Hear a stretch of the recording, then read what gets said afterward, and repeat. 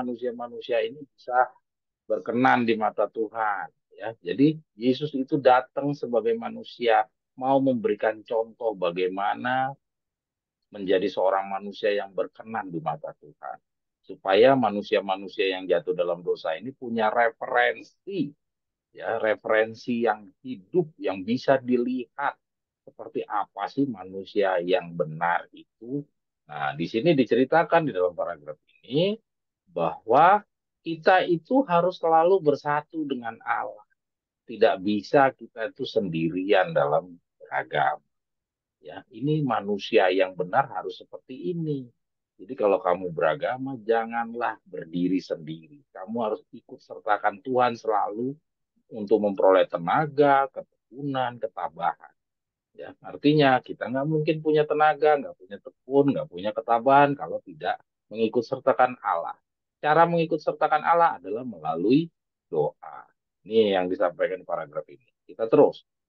Juru selamat menyukai kesendirian di gunung untuk mengadakan persekutuan dengan Bapaknya.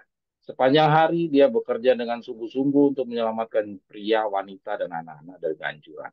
Dia menyembuhkan orang sakit, menghibur orang berkabung, menghibur, hidupkan orang mati, dan membawa harapan serta keceriaan bagi mereka yang putus asa. Setelah pekerjaannya pada hari itu selesai, dia berangkat malam demi malam menjauh dari kekacauan kota dan bersujud dalam doa kepada Bapaknya. Seringkali dia melanjutkan permohonannya sepanjang malam, tapi dia datang dari masa-masa persekutuan itu dengan semangat dan segar, bersiap untuk tugas pencobaan. Nah, itu ya, sama seperti paragraf sebelumnya, dia selalu komunikasi dengan Tuhan. Dia selalu bekerja sama dengan Tuhan untuk mendapatkan tenaga, ketabahan, ketekunan yang tadi kita baca. Ya, kita terus. Apakah para pelayan Kristus dicobai dan dihajar habis-habisan oleh setan? Nah, ini ada pertanyaan. Begitu pula dia yang tidak mengenal dosa, pada saat kesusahan dia berpaling kepada Bapaknya. Dirinya sendiri adalah sumber berkat dan kekuatan. Dia dapat menyembuhkan orang sakit, membangkitkan orang mati, dia dapat mengendalikan badai. Badai itu akan mematuhinya. Namun dia berdoa seringkali dengan tangisan dan air mata yang deras. Dia berdoa untuk muridnya dan dirinya sendiri. Sehingga mengidentifikasikan dirinya dengan manusia. Dia adalah seorang pemohon yang perkasa sebagai pangeran kehidupan. Dia berkuasa bersama Tuhan dan menang. Sama ya. Sama dengan paragraf yang sebelumnya, yaitu kita manusia berdosa harus bersatu dengan Tuhan. Tidak bisa kita berdiri sendiri. Ya. Oke, kita lanjut lagi. Mereka yang mengajar dan berkhotbah dengan paling efektif adalah mereka yang menantikan Tuhan dengan rendah hati. Nah, ya. Jadi yang mengajar dan berkhotbah yang paling efektif adalah mereka yang rendah hati. Kita udah belajar bahwa memang persyaratan untuk masuk kelas 40 hari adalah orang-orang yang bersedia rendah hati. Tapi di dalam tulisannya Nyonya White ini general. Ya. Jadi rendah hati itu memang persyaratan mau masuk 40 hari atau mau masuk 3,5 tahun, apapun syaratnya adalah rendah hati apabila kita mau berkenan di hadapan Allah. Ya, orang yang sombong tidak pernah mau dari zaman Adam dan Hawa sampai akhir penutupan pintu kasih yang tertutup bagi dunia, tidak pernah ada orang sombong yang diterima sama Tuhan. Dan dengan penuh semangat menantikan bimbingan dan rahmatnya, berjaga-jaga, berdoa, bekerja. Inilah semboyan orang Kristen. Kehidupan seorang Kristen sejati adalah kehidupan doa yang terus-menerus. Dia tahu bahwa terang dan kekuatan di satu hari tidak cukup untuk menghadapi cobaan dan konflik di hari berikutnya. Setan terus-menerus mengubah godaannya. Setiap hari kita akan ditempatkan dalam keadaan yang berbeda. Dan dalam situasi yang belum teruji yang menantikan kita. Kita akan dikelilingi oleh bahaya-bahaya baru dan terus-menerus diserang oleh godaan-godaan baru dan tak terduga. Hanya melalui kekuatan dan rahmat yang diperoleh dari surga, kita akan dapat berharga untuk menghadapi godaan dan melaksanakan tugas yang ada di hadapan kita. Ya, ini habis ya. Ah, itu dia. Jadi kita lihat di sini ditegaskan sama Nyonya Wat bahwa setan itu jangan kamu kira tidak muncul di dalam semua aktivitas kehidupan kita. Dia tuh selalu hidup dan dia selalu hadir dimanapun kita melakukan kegiatan. Dan dia punya metode Kalau dia nggak berhasil satu, dia akan coba usaha yang lain. Dia selalu mengubah godaannya, katanya Niniwe begitu. Ya, setiap hari kita akan ditempatkan dalam keadaan yang berbeda dalam suatu situasi yang belum teruji menanti kita. Kita akan dikelilingi oleh bahaya-bahaya baru dan terus-menerus diserang. Ya, kira-kira demikian. Tulisan Nyonya White ini sudah ditulis dari zamannya Nyonya White. Ya, tapi untuk di akhir zaman kata-kata ini hanya berlaku bagi orang-orang pemegang kebenaran sekarang. Ya. Jadi kata-kata ini biarpun orang Advent itu yang membagikan, tidak pernah kata-kata ini untuk dia. Ya. Bagi orang Advent mungkin yang Tante Siana sampaikan, kalau dia sendiri belum menerima makanan pada waktunya, atau bahkan dia cuma mungkin hanya sampai di pengetahuan 3,5 tahun, ya sesuai yang kita pelajari, semua tulisan-tulisan Nyonya White ini tidak diperuntukkan bagi mereka, tidak diperuntukkan bagi orang Advent, tidak diperuntukkan bagi orang yang cuman sampai di pengetahuannya Yudas, ya tidak mau beranjak ke kelas 40 hari. Jadi dibilang setan akan menggoda, mengubah godaan-godaannya, itu tidak berlaku kepada mereka, hanya berlaku kepada kita calon-calon 144 ribu. Kalau mau dibilang kita sombong, bukan kita sombong, memang tulisannya yang begitu. Tulisannya yang mengatakan pekerjaan apa setan itu akan menyerang ya kepada calon-calon pekerja-pekerja roh suci hujan akhir, bukan kepada orang-orang yang sudah menolak pekabaran. Tuhan apa setan buat apa bekerja bagi orang-orang yang sudah menolak pekabaran? Karena sudah dimenangkan sama setan, jadi nggak mungkin setan akan menggoda mereka. Jadi banyak orang-orang Advent, banyak di Facebook kita menemukan orang posting-posting tulisan yang kayak begini-begini. Sejauh orang ini belum menerima makanan pada waktunya, sejauh orang ini belum menerima sampai di gulungan kebenaran yang paling terakhir, semua kata-kata ini tidak bermanfaat kepada dia. Ya, ini kebenaran Tuhan tuh begitu. Semua demikian juga, bukan hanya kata-kata ini, semua janji-janji indah di dalam Alkitab pun itu punya syarat semuanya. Ya, ada apa ketentuan berlaku. Ya, jadi banyak kalau kita baca itu di Facebook. Ibu Mekarsari itu salah satunya yang orang Davidian. Itu dia rajin sekali posting ayat-ayat Mazmur yang indah-indah. Ya dia udah Davidian. Tapi pertanyaannya, apa iya ayat-ayat itu kata-kata janji-janji yang di Alkitab yang demikian indah itu memang untuk mereka yang memposting? Pertanyaannya, apa iya? Kalau dilihat dari perjanjian lama, bagaimana Tuhan memberikan suatu penggenapan janji-janji? Ternyata Tuhan hanya memberikan kepada mereka yang telah memenuhi persyaratan.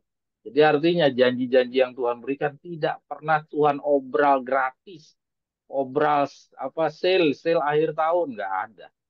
Tuhan selalu mempunyai syarat. Selama syaratnya tidak terpenuhi, tidak ada satu manusia pun yang bisa mendapatkan menikmati janji-janji yang Tuhan sudah berikan.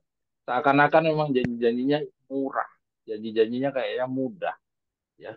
Tapi selama unsur-unsur persyaratan-persyaratan tidak terpenuhi, tidak ada satu manusia pun. Di air bah aja tidak ada satu manusia pun. Padahal kalau dilihat tinggal masuk ke dalam bahtera Nuh aja apa sih susahnya? Tinggal cemplung ke dalam. Nggak usah kamu tinggalin kayak kita sekarang harus dari dosa. Kalau mereka dalam dosa aja boleh.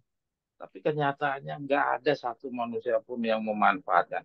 Karena apa? Walaupun syaratnya sudah sedemikian ringan pun ternyata ada pengganjal-pengganjal yang menjadi penghalang. Ya, kira-kira seperti itu. Jadi Ya, kalau kita betul. baca tulisan Nyonya White yang seperti ini diposting oleh orang-orang Advent, ya kita baca, kira-kira kita pahami, tapi kita jangan mengira bahwa itu untuk mereka. Ya, paling tidak ini menjadi satu renungan bagi kita. Ya, renungan bagi kita ada satu satu petunjuk-petunjuk yang Tuhan sampaikan kepada kita bahwa jangan pernah percaya diri. Ya, Yesus aja sebagai manusia yang sudah hadir di dunia aja, dia selalu mengikut sertakan Bapaknya dalam semua aktivitas hariannya. Tadi kita udah baca, dia setiap malam dia berdoa kepada Bapaknya, mendapatkan kekuatan dan ketabahan. Ya, nah terus di terakhir dibilang ada godaan dari setan. Godaan setan itu jangan pernah kita kira godaan yang bisa dibaca. Godaannya setan itu selalu diubah-ubah, disesuaikan dengan kondisi. Kira-kira itu ya yang dari Tante Sian. Iya, Oke, iya. Pek, Betul. silakan Pek, bisa Oke. dimulai Pek. Siapa yang itu ya? Dela apa siapa sih tadi? Hostnya? Ana, Ana. Vicky, Ya bentar baru Kak nih aku baru sadar itu aku lihat bahwa ayat-ayat ini sebenarnya udah nggak berlaku buat orang Advent ya. Iya, jadi kalau orang Advent masih boleh dapat semua janji-janji Alkitab, ngapain kita memisahkan diri sama orang Advent? Ngapain kita Iya. keluar dari Advent? Kita gembira Enggak, aja di mungkin Advent. mereka merasa itu loh. Mereka juga merasa ada setan ada melakukan godaan-godaan, pencobaan. Tapi pencobaan versinya orang Advent kan kita nggak tahu. Kitanya bukan orang Itu Advent kan. artinya dia menilai Jadi kita dengan nggak ngerti. perasaan-perasaan. Iya, dia Itu menilai dengan artinya dia perasaannya menilai sendiri. dengan perasaan. Ya, yang kita sedang pelajari kali ini juga masih berbicara tentang perasaan dan pendapat. Kalau kita menggunakan perasaan dan pendapat, itu segala sesuatu itu dimungkinkan. Ya, karena Hmm. ukuran-ukuran perasaan dan pendapat itu adalah ukurannya si pembicara. Kayak saya sebagai pembicara, saya pakai ukuran saya. Victor berbicara pakai ukuran Victor. Terus orang-orang Iya, lain betul. berbicara pakai ukurannya dia. Jadi kalau ukuran-ukurannya dia masing-masing, ya setiap orang itu sasaran empuk dari setan. Tapi permasalahannya akan Taurat dan kesaksian atau tidak, kan gitu. Oke, Iya, kita betul. Amin. berdoa Siapa ya, yang Pak. berdoa nih? Kamu aja lah, Siapa yang berdoa? Oke. kamu. Mari kita berdoa, saudara-saudara sekalian. Bapa kami yang bertata dalam kerajaan sorga, dipermuliakanlah kiranya namamu, datanglah kerajaanmu, jadilah kehendakmu di bumi seperti dalam sorga. Kami datang, Bapa, saudara bersaudara, untuk mempelajari sebagian daripada firman-Mu. Biarlah kiranya firman-Mu yang kami pelajari hari ini dapat melekat di dalam hati dan pikiran kami dan dapat mengubah pandangan kami yang lama dengan menggantikan dengan pandangan kami yang baru. Biarlah kami terus kuat Tuhan di dalam hari-hari kami yang terakhir dengan memohon kepada pengampunan Tuhan. Sekiranya kami masih bisa bertobat, kami diberikan kesempatan untuk bertobat. Ampuni segala kesalahan kami seperti kami mengampuni orang yang bersalah terhadap kami. Karena kami panjatkan doa ini di dalam nama Tuhan Yesus yang menjadi juru selamat dan penebus kami. Amin. Amin. Baik, renungan pendahuluan kemenangan akhir bab 28 terkait dengan pengadilan pemeriksaan. Sebagaimana raut muka seseorang dilukiskan oleh seorang pelukis dengan ketepatan yang tinggi, demikianlah tabiat dilukiskan dengan setia di dalam kitab-kitab di atas. Namun, betapa sedikitnya kekhawatiran yang dirasakan mengenai catatan yang akan disaksikan oleh makhluk surga.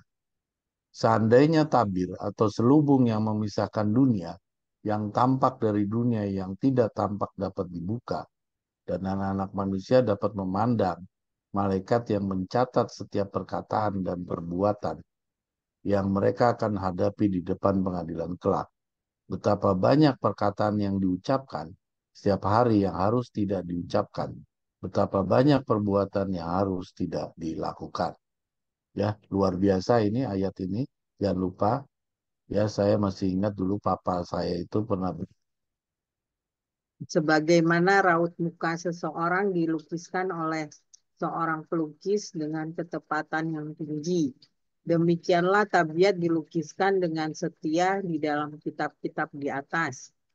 Namun betapa sedikitnya kekhawatiran yang dirasakan mengenai catatan yang akan disaksikan oleh makhluk-makhluk surga. Seandainya tabir atau selubung yang memisahkan dunia yang tampak dari dunia yang tidak tampak dapat dibuka, dan anak-anak manusia dapat memandang malaikat yang mencatat setiap perkataan dan perbuatan yang mereka akan hadapi di depan pengadilan kelak. Betapa banyak perkataan yang diucapkan setiap hari yang harus tidak diucapkan.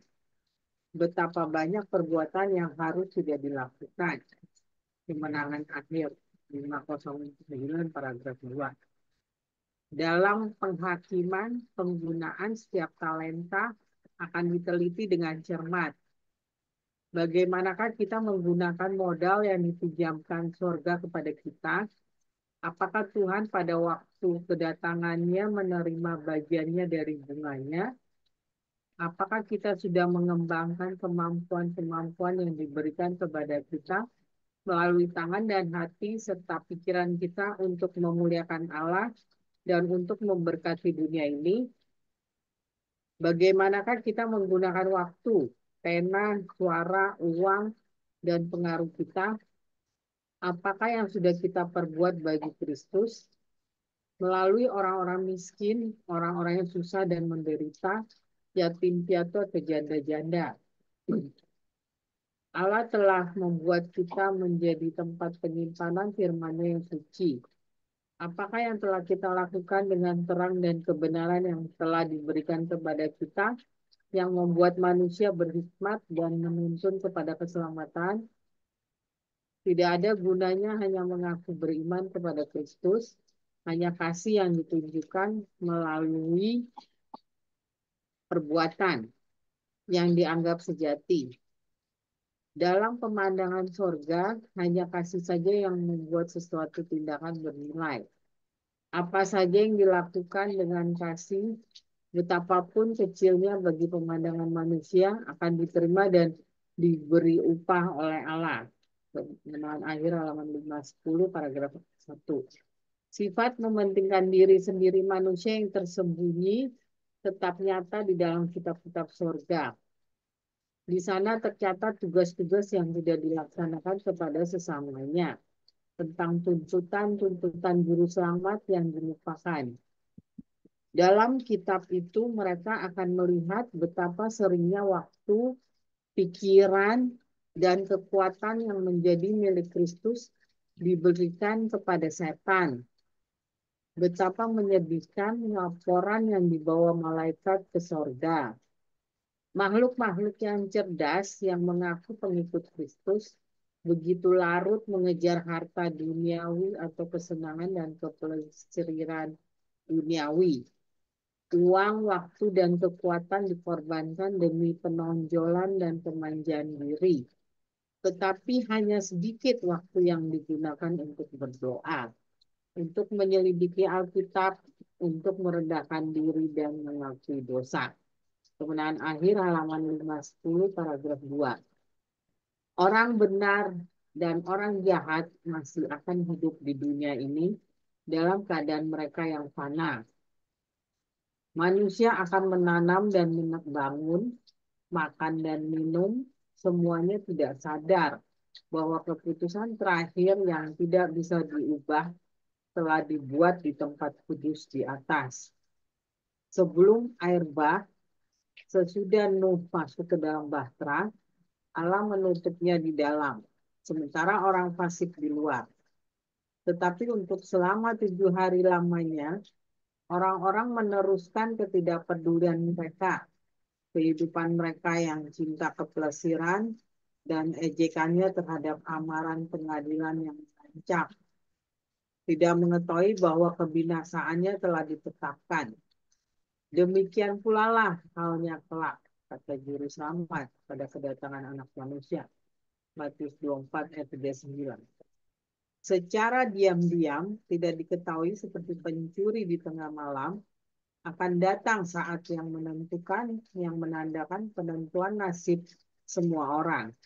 Penarikan terakhir tawaran rahmat kepada orang berdosa. Kemenangan akhir halaman 513 paragraf 3. Karena itu berjaga-jagalah supaya kalau ia tiba-tiba datang, jangan kamu didapatinya sedang tidur. Matius 13 ayat 35 dan 36. Sangat berbahaya keadaan mereka yang menjadi lelah dalam penantian mereka, lalu berpaling ke penarikan-penarikan dunia ini.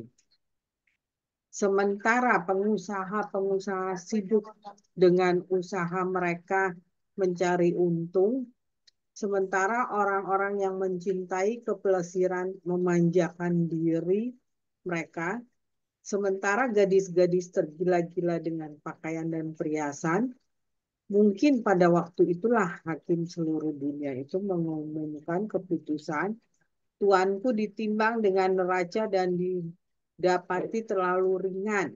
Daniel 5 ayat 27. Kemenangan akhir halaman 514 paragraf pertama. Setan menciptakan berbagai rencana untuk mengisi pikiran kita agar tidak memikirkan pekerjaan yang harus dikerjakan dengan baik. Penipu utama itu membenci kebenaran agung yang menyingkapkan korban pendamaian. Pengantara yang maha kuasa itu. Setan tahu bahwa baginya segala sesuatu tergantung pada usahanya untuk memalingkan pikiran manusia dari Yesus dan kebenarannya. Kemenangan akhir halaman 510 paragraf ketiga. Petunjuk Ellen G. White memenangkan diri. Kita harus menjaga diri terhadap satu penyimpangan dari kebenaran. Karena satu pelanggaran, satu pengabaian manifestasi Roh Kristus membuka jalan bagi satu lagi. Masih satu lagi sampai pikiran dikuasai oleh prinsip-prinsip musuh. Kalau kalau dibangun, roh mementingkan diri sendiri menjadi nafsu yang mengganyang yang tak dapat dikalahkan kecuali dengan kuasa Kristus. Testimoni jilid 6 halaman 264-265. TYMHP. Engkau harus tahu waktunya menghemat dan waktunya membelanjakan uangmu. Kita tidak dapat menjadi pengikut Kristus kecuali kita menyangkal diri dan mengangkat salib. Utang harus dilunaskan. Sisa-sisa yang tercecer harus dikumpulkan.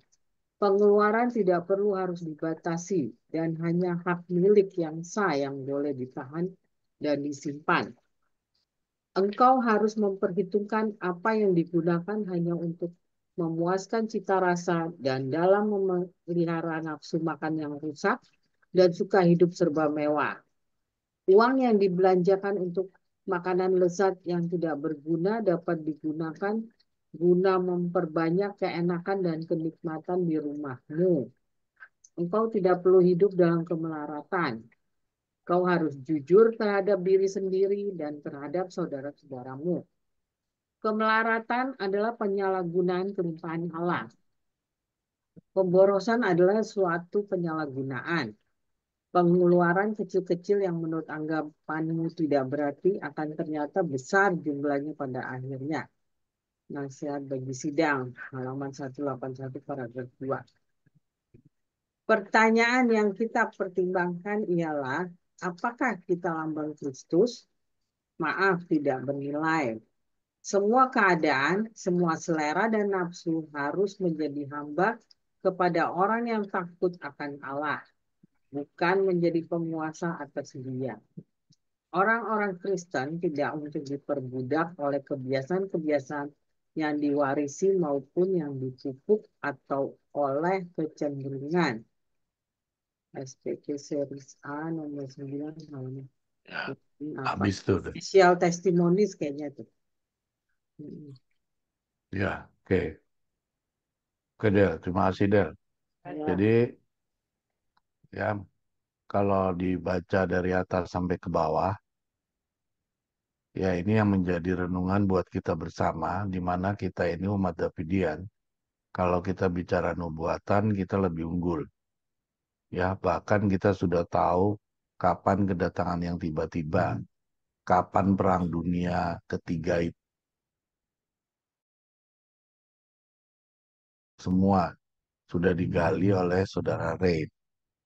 Nah, pada saat saya membaca ayat ini, ya ini benar-benar persoalannya kita hidup sekarang ini adalah terkait dengan moral. Ya, jadi pembangunan moral yang selalu didengang-dengungkan oleh Nyonya White, mulai dari paragraf di atas yang malaikat selalu mencatat ya perbuatan kita sehari-hari, ya di mana setan itu berusaha masuk ke dalam pikiran kita untuk menyingkirkan ya keinginan pikiran kita untuk memikirkan waktu yang sudah tinggal 3 tahun lagi ini dengan kita menyibukkan diri dengan rutinitas kita ya hampir mungkin kita tidak pernah lagi bisa seperti kalau kita lihat orang-orang Advent tuh ya, ada yang namanya belajar Alkitab setiap hari, lalu membaca Alkitab setiap hari, doa berantai dan seterusnya. Gitu.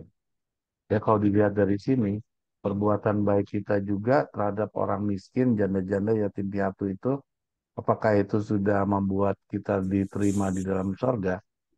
Ya di sini juga diutarakan oleh Nyonya White. Ya, yang paling sangat penting di situ tadi dikatakan mengenai bagaimana Tuhan memberikan modal kepada kita, talenta kepada kita, apakah kita menggunakannya atau tidak. Kalau di sana disinggung juga mengenai terkait dengan uang. Ya, karena memang uang itu membuat kita kadang-kadang punya banyak keinginan, tapi uang itu juga bisa membuat kita banyak-banyak masuk ke dalam masalah. Ya, di situ tadi dikatakan kemelaratan. Ya, tadi ada apa tuh? Ya, kemelaratan yang tulisannya tadi itu kemelaratan adalah apa tadi?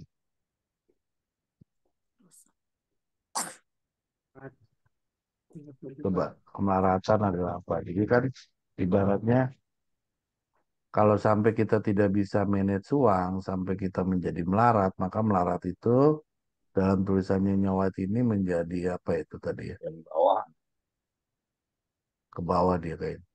paling akhir.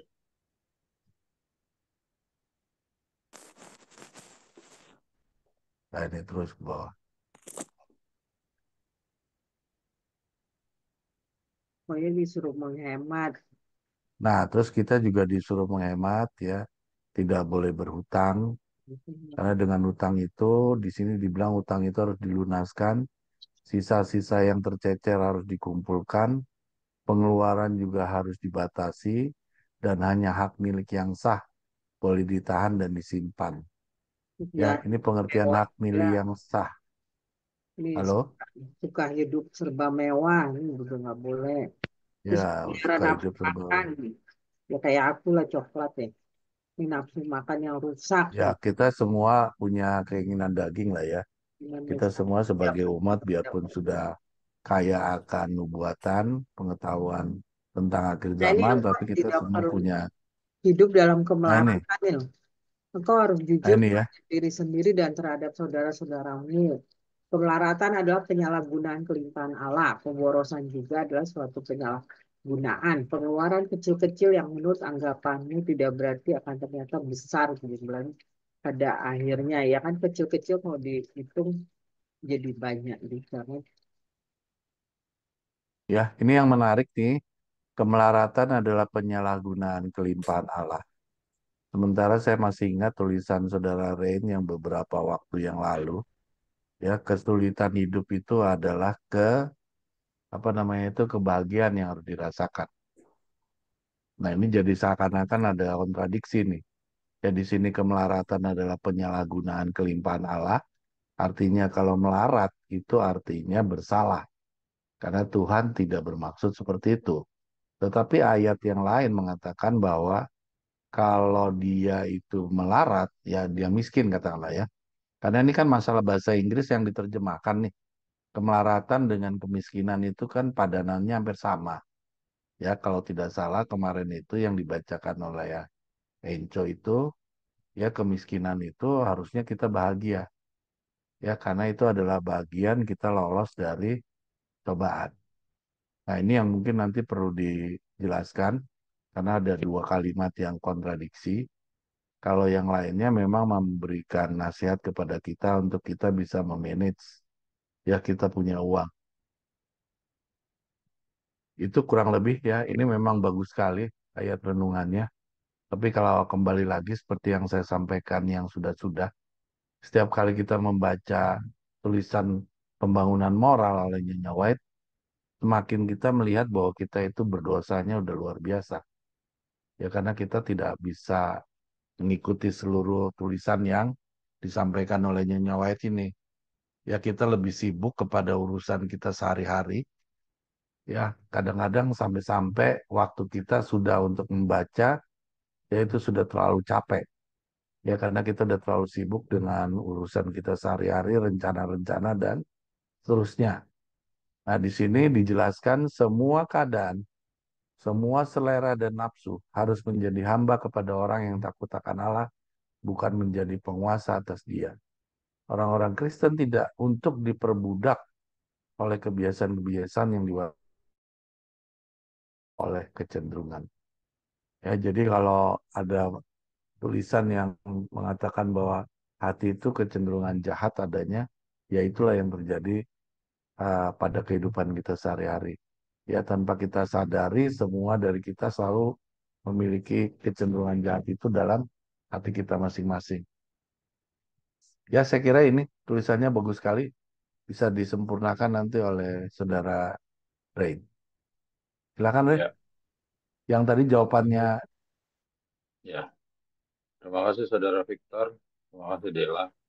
Saudara-saudara sekalian, apa yang kami sampaikan di dalam renungan pendahuluan ini, ya, ini saya ambil langsung dari kemenangan akhir pengadilan pemeriksaan. Ya, pengadilan pemeriksaan ini berisi tentang pengadilan di dalam kerajaan sorga di tempat yang maha kudus. Ya, nah di dalam kalau saudara baca seluruh pasal, seluruh bab 28, ya, saudara nanti akan bisa lihat bagaimana di dalam pengadilan itu. Di sana ada buku-buku yang digunakan. Nah, dari buku-buku itu mencatat semua gerak-gerik kita. Ya, waktu demi waktu, semua kata-kata yang tidak diucapkan, yang seharusnya tidak diucapkan dan harusnya diucapkan, itu semua ditulis di dalam buku tabib, buku-buku yang ada di dalam sidang pengadilan itu. Ini di dalam awal-awal dari bacaan ini diceritakan bahwa kita ada pena menulis, boleh digeser yang hitam-hitam aja Ana, ya. Jadi ada waktu yang dikasih kepada setan, talenta yang diberikan kepada setan itu semua dicatat di dalam pengadilan, ya. Nah, kenapa ini kita tampilkan di hadapan kita? Ini tujuannya adalah apa? Kita sekarang mau memasuki pendidikan 40 hari. Jadi sekarang adalah waktu di mana kita yang dahulu belum kita lakukan, apalagi ini adalah awal tahun 2024, marilah kita evaluasi perlahan-lahan. Namun pasti kita berjuang. Kita harus sadari ini ada buku-buku yang dicatat di dalam pengadilan. Semua ini menulis semua. Tidak ada satupun yang luput dari apa yang ditulis. Hanya saja ada hal yang salah di dalam tulisannya Nyawet ini. Di dalam terang dari pekabaran tongkat. Dikatakan kita akan dihadapkan di dalam pengadilan. Saya coba diskusi dengan anak-anak saya tanya, mungkinkah kita orang-orang yang di dalam pengadilan orang hidup akan dihadapkan di dalam pengadilan? Orang-orang yang mati kan jelas tidak dihadapkan di pengadilan. Pengadilan hanya melalui buku-buku. Tapi pengadilan orang hidup, apakah kita masing-masing satu persatu akan dihadapkan di pengadilan? Dibukakan satu persatu catatan? Ya, itu pemahaman yang dipahami oleh seluruh dunia Kristen sampai juga orang Advent juga mengira seperti itu. Saya dulu pernah debat dengan yang namanya Suryati. Dia mengatakan Pak Rin berani nanti di depan pengadilan mengatakan begini, begini, begini, begini dan mempertahankan begini. Semua yang Pak Rin katakan itu akan diadili loh di pengadilan. Pak Rin akan menghadapi. Saya pikir ini orang enggak ya? dari mana pemahamannya. Ternyata secara saya cari-cari sendiri saya ketemu ternyata Nyonya White yang ngomong. Jadi ini pemahaman yang dipahami oleh Ellen G. White. Ya, ini dipahami oleh Ellen G. White, saudara. Tapi kalau kita sudah belajar di dalam pekabaran tongkat gembala, maka kita jadi tahu bahwa pada dasarnya, khususnya calon 144.000 tidak akan pernah dihadapkan di pengadilan. Kenapa? Karena kita diadili hanya di dalam setengah jam. Ya, saudara, ini agak keluar dari materi. Saya coba menjelaskan, mengingatkan kepada teman-teman semua. Pengadilan kepada calon 144.000 pada dasarnya hanya formalitas.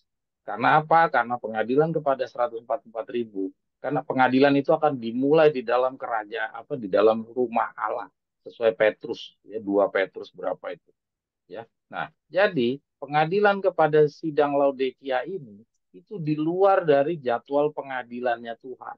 Pengadilan dari 1844 sampai 2027 itu adalah pengadilan bagi orang mati.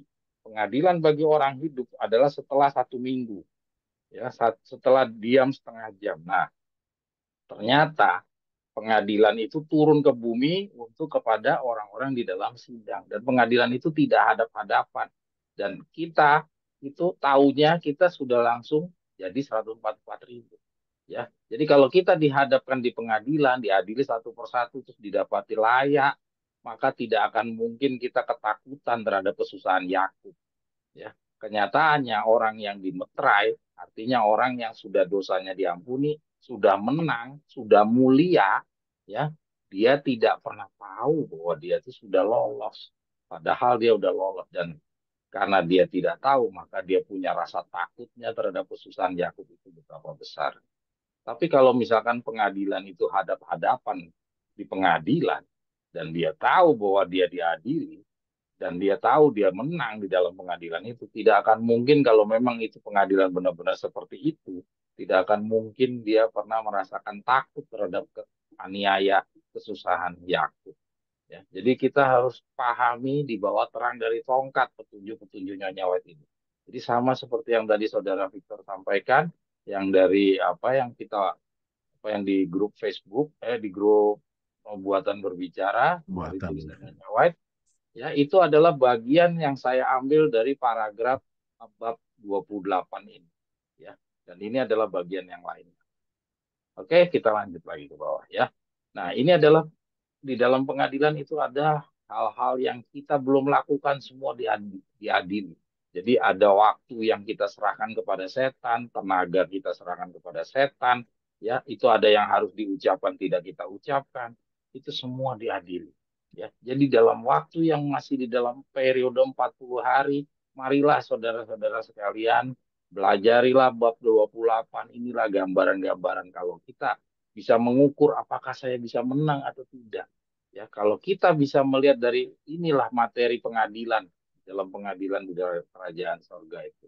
Ya, kalau kita lihat dari sini, hari ini kalau kita baca ini dan kita evaluasi diri kita belum layak.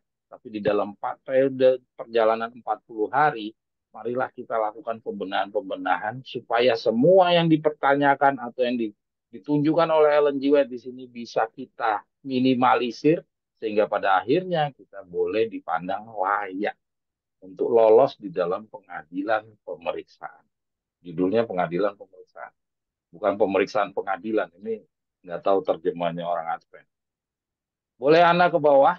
Nah, terus di bawah bagian bawah diingatkan kita ya. Nah, ini bagaimana kita menggunakan waktu, pena, suara. Nah, ini semua ini yang jadi materi-materi di pengadilan.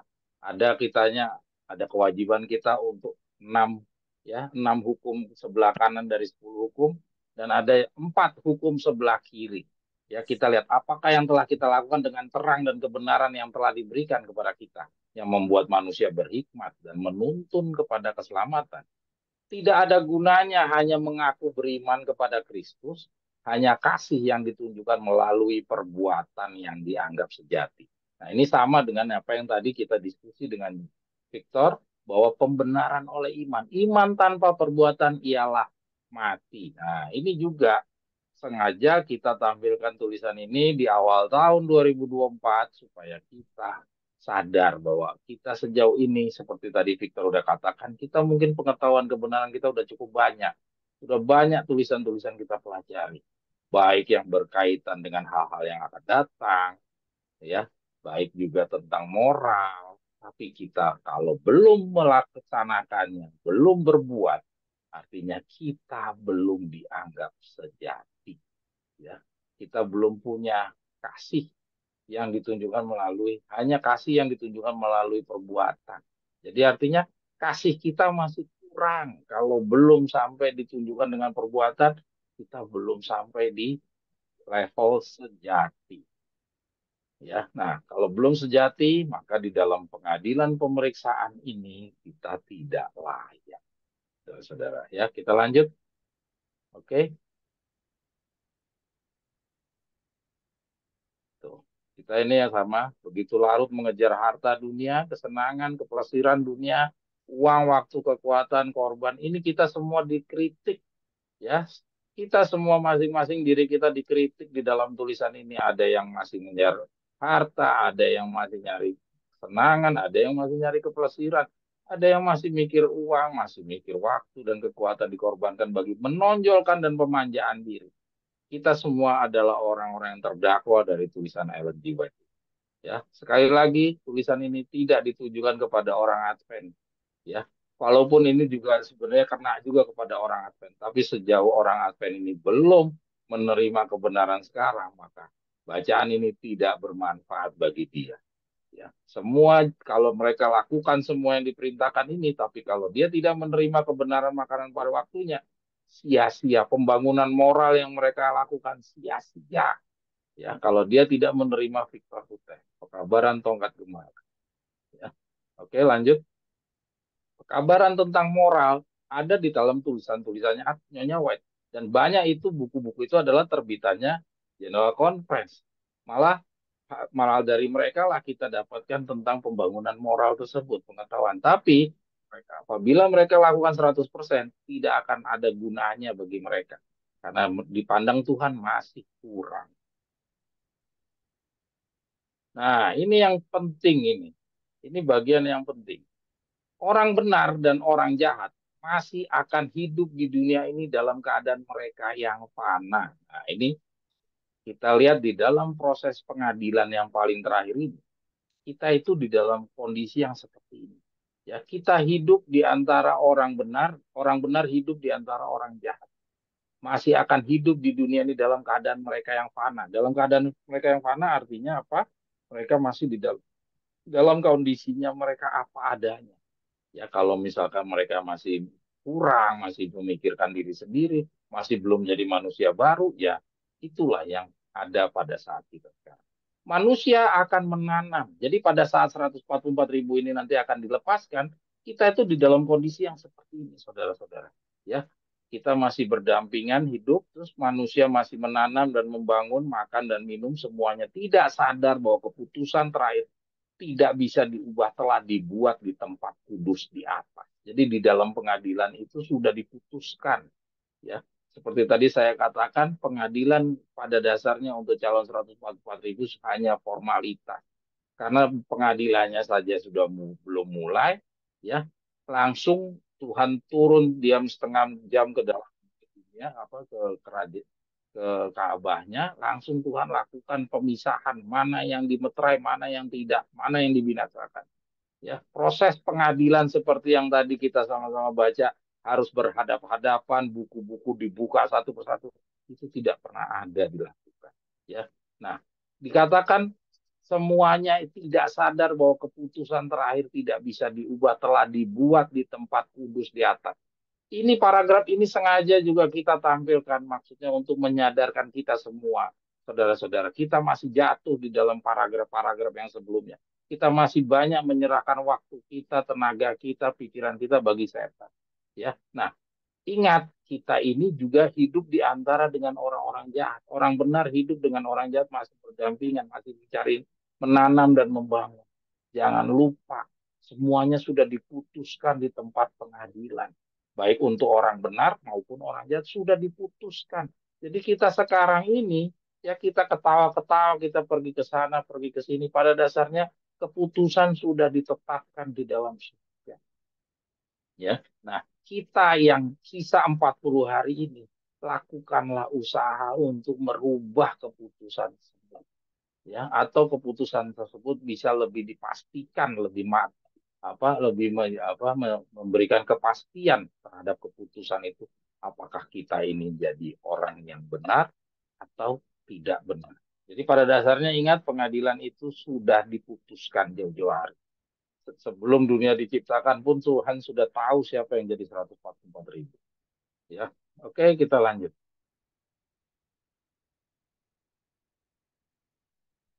Ya, jadi dunia ini adalah masih seperti ini, tidak terjadi apa-apa. Ingat, hati-hati, karena dunia itu dalam kondisi yang tidak ada perubahan apa-apa, kita masih berdampingan, masih mencari nafkah.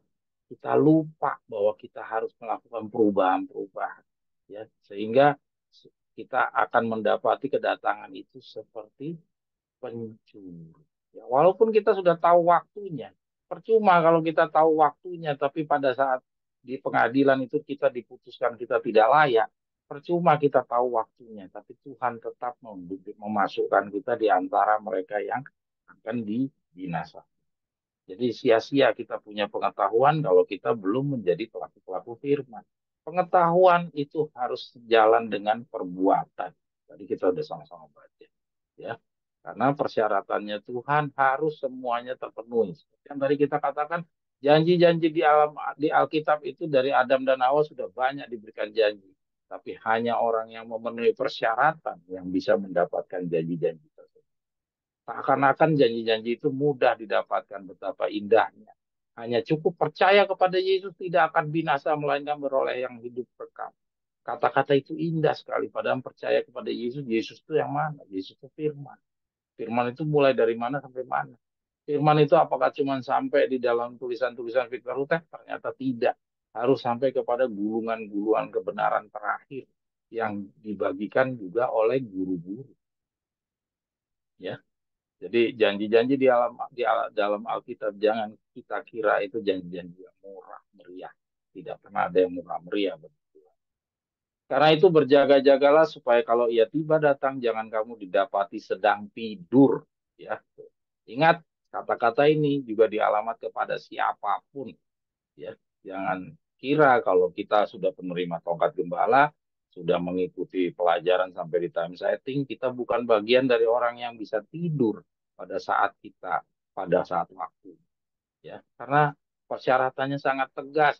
Iman tanpa perbuatan ialah mati. Jadi artinya kita pun bisa jadi didapati sedang tidur. Tidur, pengertian tidur itu bukan tidur, tapi maksudnya tidak beranjak dari kesalahan-kesalahan yang sudah kita lakukan. Banyak yang kita belum mau tinggalkan dosa-dosa kita. Tadi Dela salah satu contoh bicara soal makanan. Itu kita masih banyak. Makanan, reformasi makanan bukan hanya sekedar reformasi makanan, tapi ada jenis-jenis tertentu yang kita juga belum sepenuhnya kita jalankan. Ya, itu juga bagian dari iman tanpa perbuatan ialah sangat berbahaya keadaan mereka yang menjadi lelah dalam penantian mereka lalu berpaling ke penarikan-penarikan dunia ini.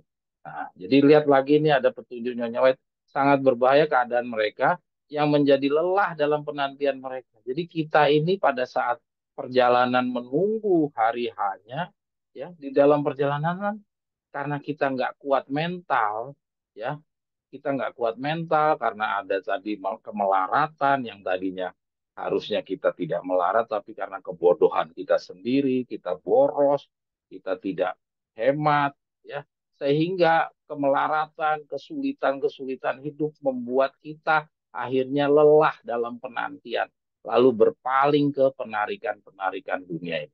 Tulisan Nyonya White ini sudah jauh-jauh hari, sudah disusun, ditulis untuk memperingatkan kita. Hati-hati, bukan berarti kalau kita udah punya kebenaran, sudah punya pengetahuan, kita tidak akan bisa jatuh lagi. Tidak, tetap ada potensi kamu jatuh. Kenapa? Karena seperti yang tadi Tante Siana juga posting, bahwa setan itu selalu merubah-rubah cara-cara aniayanya, merubah-rubah cara-cara godaan. Jadi jangan pernah percaya diri ya, seperti yang minggu lalu kita belajar dari bangsa Israel. Bangsa Israel terlalu percaya diri bahwa dirinya adalah bangsa istimewa. Ya, kenyataan dengan kepercayaan dirinya itu bahkan malah menjadi bencana bagi dia. Karena dia merasa diri istimewa, dia nggak mau beranjak. Padahal dengan perasaan istimewanya itu sebagai bumerang bagi dia, kehancuran bagi dirinya.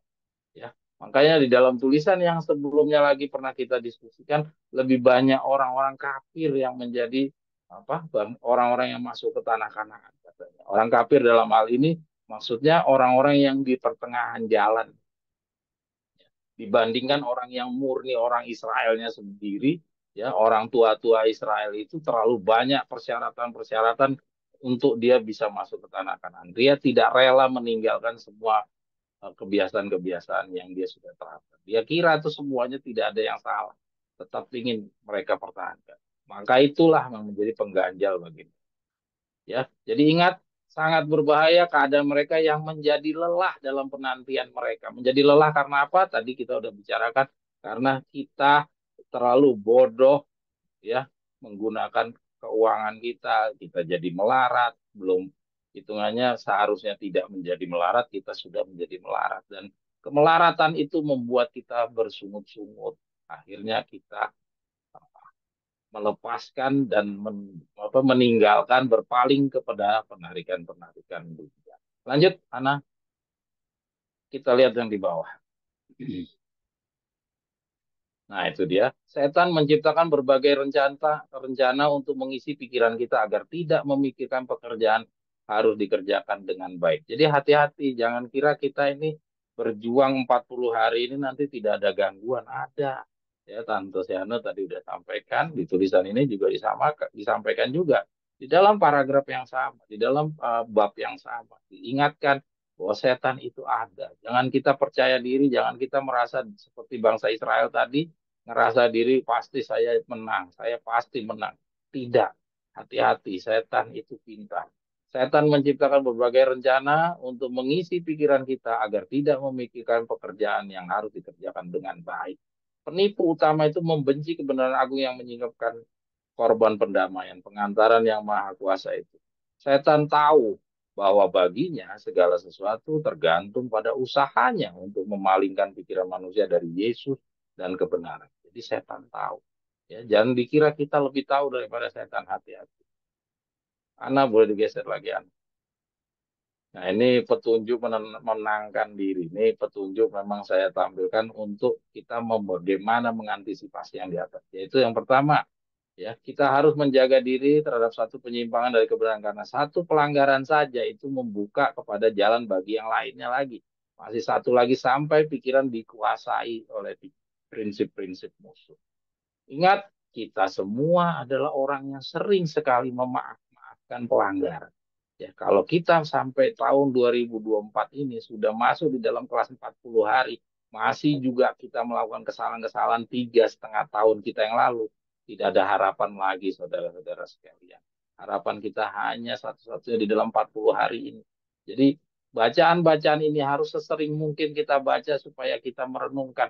Yang dulu kita suka maaf-maafkan segala pelanggaran pelanggaran kita, sekarang kita sudah beranjak mulai belajar untuk meninggalkan.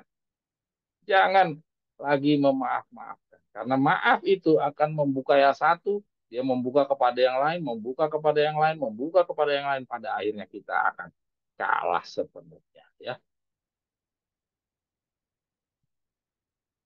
Ya, kalau dibangun, roh mementingkan diri sendiri menjadi nafsu yang mengganyang yang tak dapat dikalahkan. Kecuali dengan kuasa Kristus. Ya. Jadi kuasa Kristus pun juga seperti yang tadi yang Tante Siana sampaikan itu, bahwa Yesus itu harus bersatu dengan Allah Bapa.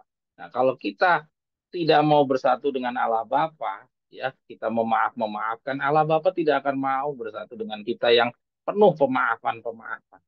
Ya, sebagaimana Yesus bisa bersatu dengan Allah, Yesus harus tunduk dengan petunjuk-petunjuknya Allah Bapa. Tidak mungkin Yesus dengan caranya sendiri, Allah Bapa memaksakan, nggak bisa. Engkau harus tahu waktunya menghemat, waktunya belanja uangmu. Kita tidak dapat menjadi pengikut Kristus kecuali kita menyangkal diri dan menyalip salib. Ya, mengangkat salib. Utang harus dilunaskan ya, karena utang itu jerat. Ya, ini ada hal-hal yang memang harus kita akui ya, bahwa pelaksanaan kita selama perjalanan hidup sampai dengan saat ini ada yang salah dan kita sudah terikat tidak bisa menghindar. Ya, kalau sudah tidak bisa menghindar ya artinya itu sudah tidak bisa lagi dikoreksi, kecuali kita bisa mengoreksi. Misalkan kita punya uang, misalkan kita beli rumah, misalkan kita beli rumah, kita nyicil, kita sudah terikat, itu artinya sudah terkunci kita di dalam jerat. Tidak mungkin kita bisa keluar kalau kita nggak punya duit, nggak punya dana. Dan kalau sudah terikat seperti ini, artinya itu sudah di luar kekuasaan kita. Ada hal-hal yang masih di dalam kekuasaan kita, kita benahi. Tapi kalau hal-hal yang di luar kekuasaan kita seperti gelang ikatan Asiria, ikatan dari pekerjaan, ikatan dari tuntutan hidup, itu tidak bisa dihindari. Itu kita hanya bisa berserah kepada darah Yesus membantu. Ya, kita terus ya. Kita tidak boleh bermewah-mewah. Jadi yang tadi Victor katakan, ini ada kontradiktif antara penderitaan yang saya sebutkan pada sahabat yang lalu dengan yang dibicarakan di sini. Karena katanya eh, penderitaan yang ditulisan yang saya bacakan 2 minggu yang lalu itu merupakan suatu berkat. Penderitaan itu adalah berkat. Sedangkan ini kok melaratan adalah penyalahgunaan kelimpahan Allah. Kita baca konteks, saudara-saudara. Jangan kita bilang ini kontradiktif. Ini tidak kontradiktif. Penderitaan yang 2 minggu yang lalu yang nanti akan kita bahas lagi, ya itu dua penderitaan yang bukan karena kesalahan kita. Kalau penderitaan karena kebodohan kita, kita boros, kita misalnya kita mencuri terus kita masuk penjara, masa kita mau bilang ini adalah berkat? Itu tidak, itu akibat kesalahan kita. Kalau misalnya kita mencuri terus kita masuk penjara, ya. Jadi yang kita baca di sini sesuai konteks di atas adalah karena kehidupan mewah, karena boros, uang dibelanjakan untuk makanan lezat yang tidak berguna dapat digunakan guna memperbanyak keenakan dan kenikmatan di rumah. Engkau tidak perlu hidup dalam kemelaratan, engkau harus jujur terhadap diri. Ya, jadi seandainya kita itu menggunakan keuangan dengan tepat, jadi tidak akan ada tuh yang namanya kemelaratan. Ya, kemelaratan itu hanya kesalahan kita dalam kelimpahan Allah. Jadi Allah itu sudah memberikan banyak berkat, berkat kecerdasan kepada kita, kesempatan sekolah, kesempatan untuk berusaha, tapi kita banyak bermain curang terhadap talenta-talenta yang Tuhan telah gunakan. Dan kalau kita lakukan itu, maka misalkan kemelaratan itu datang, jangan kita bilang ini datang dari Tuhan, itu perbuatan kita sendiri. Jadi tidak kontradiktif, saudara, dengan penderitaan yang dimaksud dalam tulisan yang lain yang kita berdiskusikan. Ya, oke. Nah, ini kita baca pemborosan juga adalah suatu penyalahgunaan. Nah, jadi yang boros siapa? Bukan Tuhan yang nyuruh kita boros. Yang banyak mengeluarkan uang yang tidak perlu, pengeluaran-pengeluaran kecil yang tidak penting, itu siapa? Kan kita sendiri. Jadi kalau sampai kita kehabisan, sampai ke hidup kesusahan, karena kebodohan kita, jangan kita katakan itu Tuhan yang dorong begitu. Ya, itu adalah kebodohan kita sendiri yang artinya kita sendiri yang membawa diri ke dalam pencobaan. Tuhan tidak pernah membawa orang ke dalam pencobaan, tapi diri kita lah yang membawa pencobaan. Jadi banyak di antara kita sama masih berpikir kayak orang dunia. Kalau dapat susah selalu bilang ini Tuhan memberikan cobaan. Padahal evaluasi kamu tuh dapat cobaan itu datang dari siapa? Ya, kayak Ayub itu dapat dari mana kesusahannya? Ya, kayak si siapa lagi, Yusuf masuk ke dalam sumur, terus masuk penjara, dibuang ke Mesir, itu bukan penderitaan akibat perbuatannya dia. Ya, maka itu yang seperti itulah penderitaan-penderitaan itu menjadi berkat bahkan bagi bangsa bangsa Israel secara keseluruhan menjadi berkat. Ya, jadi kita harus membaca secara konteks, ya, jangan kita keluar dari konteks. Kalau kita membaca segala sesuatu itu keluar dari konteks, akhirnya kembali lagi perasaan dan pendapat-pendapat yang hidup. Dan kalau seperti itu tidak akan pernah bisa orang itu bisa sehati dan sepikir membicarakan hal yang sama karena hanya memikirkan pendapat. Oke, kira-kira demikian. Ini adalah sebenarnya renungan awal tahun juga ya. Jadi kita perlu merenungkan, saudara-saudara, perlu dibaca berulang-ulang karena ini adalah yang diadili di dalam kerajaan surga. Ya, yang diadili dalam pengadilan orang-orang hidup. Ya, walaupun kita tidak hadir di dalam pengadilan itu, tapi semua buku-buku catatan-catatan, semuanya tidak ada yang luput dari semua aktivitas kita. Kalau ada kebodohan-kebodohan kita sendirilah yang membuat kita gagal. Pengetahuan kita yang segitu banyaknya itu tidak akan tidak akan bermanfaat kalau kita tidak melakukan perbuatan. Kita cuma punya pengetahuan, kita punya percaya, tapi kalau tidak dilaksanakan, tidak akan ada manfaatnya. Semua janji-janji Alkitab penuh dengan persyaratan. Tidak ada satupun perjalanan umat Allah dari Adam dan Hawa yang tidak memenuhi persyaratan bisa diampuni. Ya, kecuali darah Yesus yang memikul. Tapi darah Yesus itu adalah dia punya syarat. ya seperti yang disalib di sebelah kanan, Yesus itu dia telah memenuhi persyaratan karena kesempatan tidak ada. Kita kesempatan ada, ya kita punya kesempatan. Tapi kalau kita abaikan, jangan kita kira bahwa Tuhan akan lebih memaklumi kita. Kita tidak istimewa, saudara. Jangan kita ngerasa lebih istimewa dari orang-orang Israel. Orang Israel merasa istimewa aja menjadi bencana bagi mereka. Oke, Ana, mungkin begitu ya, saudara-saudara sekalian. Saudara-saudara sekalian, pelajaran sahabat ini saya coba mengulas kembali tentang penggunaan perasaan dan pendapat-pendapat. Kenapa ini penting? Ini penting luar biasa, saudara. Karena kita banyak yang masih gunakan perasaan dan pendapat. Terutama apalagi yang 2 minggu lalu kita belajar tentang perasaan.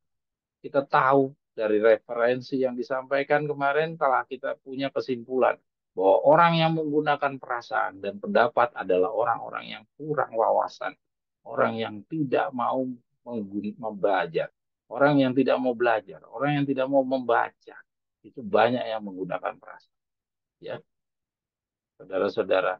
Jadi orang yang menggunakan pengetahuan adalah orang-orang yang mau baca. Pengetahuan datang dari membaca. Tapi kalau tidak mau membaca, ya.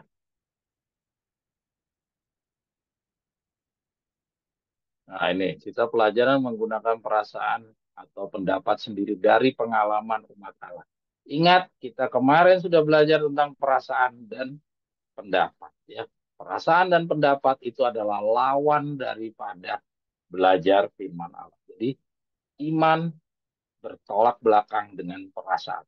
Jangan menggunakan jangan membangun imanmu dengan perasaan, dan kemarin tulisannya demikian, ya. Nanti saudara bisa baca kembali, buka Google Drive, telusuri tentang perasaan. Jadi perasaan itu bertolak belakang dengan iman, ya.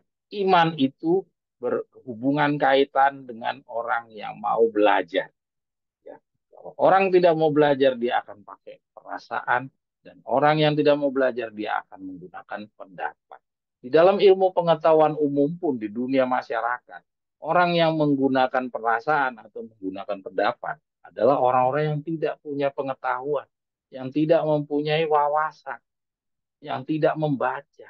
Tapi kalau orang yang mempunyai pengetahuan, ya misalkan seorang dosen, dia tukang baca, maka kalau dia memberikan pendapat atau penilaian sesuatu, dia akan dilandasi oleh apa yang dia baca. Pengetahuannya dia akan benar-benar akan digunakan untuk menjawab. Tapi bagi orang yang tidak punya pengetahuan, tidak punya wawasan, tidak mengerti, tapi dituntut untuk bisa menjawab sesuatu pertanyaan, biasanya dia akan gunakan apa? Menurut pendapat saya, pandangan saya. Jadi pandangannya dia yang dia pakai. Pendapat-pendapat yang sangat minim pengetahuan yang dia gunakan. Jadi dia gunakan perasaan. Itu di dunia nyata. Di dalam agama pun juga demikian. Orang yang menggunakan perasaan adalah orang-orang yang tidak mempunyai pengetahuan. Sekarang kita coba lihat di dalam contoh seperti apa sih bahayanya kalau kita menggunakan perasaan dan pendapat sendiri. Ya, ingat pelajaran ini bukan berarti hanya berlaku bagi orang Advent dan orang-orang di luar sana yang tidak belajar kebenaran. Kita pun di dalam kebenaran Tokat Gembala ternyata masih banyak yang sering gunakan perasaan, gunakan pendapat. Kenapa? Kita kurang baca. Jadi banyak-banyak membaca akan kita jadi tahu, dan kita akan melakukan semua gerak-gerik kita akan sesuai dengan apa yang kita tahu dari bacaan. Maka perbanyaklah dengan membaca. Ya. Sekarang kita coba baca dari pengalaman yang pertama dari Usa. Ya. Pengalaman dari Usa, ya, kita lihat yang menggunakan caranya sendiri harus mati karena memegang tabut perjanjian yang mau jatuh. Ini tertulis dalam 2 Samuel 6 ayat 7. Ya. Mari kita baca. Tetapi sesampainya mereka itu di tempat pengirik Nahon, tiba-tiba dicapai Usa akan tabut Allah. Dipegangnya karena terandunglah lembunya. Maka berbangkitlah murka Tuhan akan Usa. Dibunuh Allah akan dia di sana sebab alpanya, sebab dia teledor. Maka matilah ia di sana dekat dengan tabut Allah. Satu kegentaran yang mendadak telah memenuhi rombongan orang banyak yang sedang bersuka-suka itu. Jadi bisa lihat saudara-saudara sekalian, ya. Ya, ini sebuah pengalaman bangsa Israel keluar dari Mesir perjalanan, ya. Jadi ada seseorang yang namanya Usa, ya. Saya merefresh teman-teman, ada seseorang yang namanya Usa dari suku bangsa Kehat. Ya, saya nggak tahu suku bangsa Kehat ini bagian dari suku bangsa yang mana dari 12 suku bangsa Israel, ya. Nah, dia ini suku bangsa Kehat itu dipercayakan Tuhan untuk memegang tabut perjanjian, menjaga tabut perjanjian. Satu ketika dia tersandung oleh lembu, kakinya lembu, dan apa tabut perjanjian itu sudah mau jatuh. Dan Usa dengan niatnya yang sangat baik, tidak ada sama sekali niat jahat, ya. Dia rela untuk memegang sebagai seorang yang bertanggung jawab untuk menjaga. Sebenarnya kalau kacamata kita manusia, Usa ini sudah sangat tepat, ya, karena dia seorang yang bertanggung jawab. Kalau Usa diamkan itu selalu jatuh, ya itu malah bukan orang yang bertanggung jawab. Tapi dalam hal ini perintah Tuhan tetap perintah Tuhan. Ya, perintah Tuhan tidak boleh ditawar-tawar, tidak boleh diinterpretasi. Kalau tidak boleh pegang, ya tidak boleh pegang. Apapun yang terjadi tidak boleh dipegang. Si Usa coba menginterpretasikan lain daripada perintah Tuhan. Dan akhirnya dia harus mati. Ya, kita baca terus.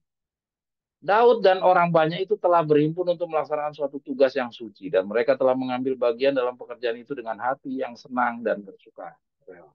Tetapi Tuhan tidak dapat menerima pelayanan mereka.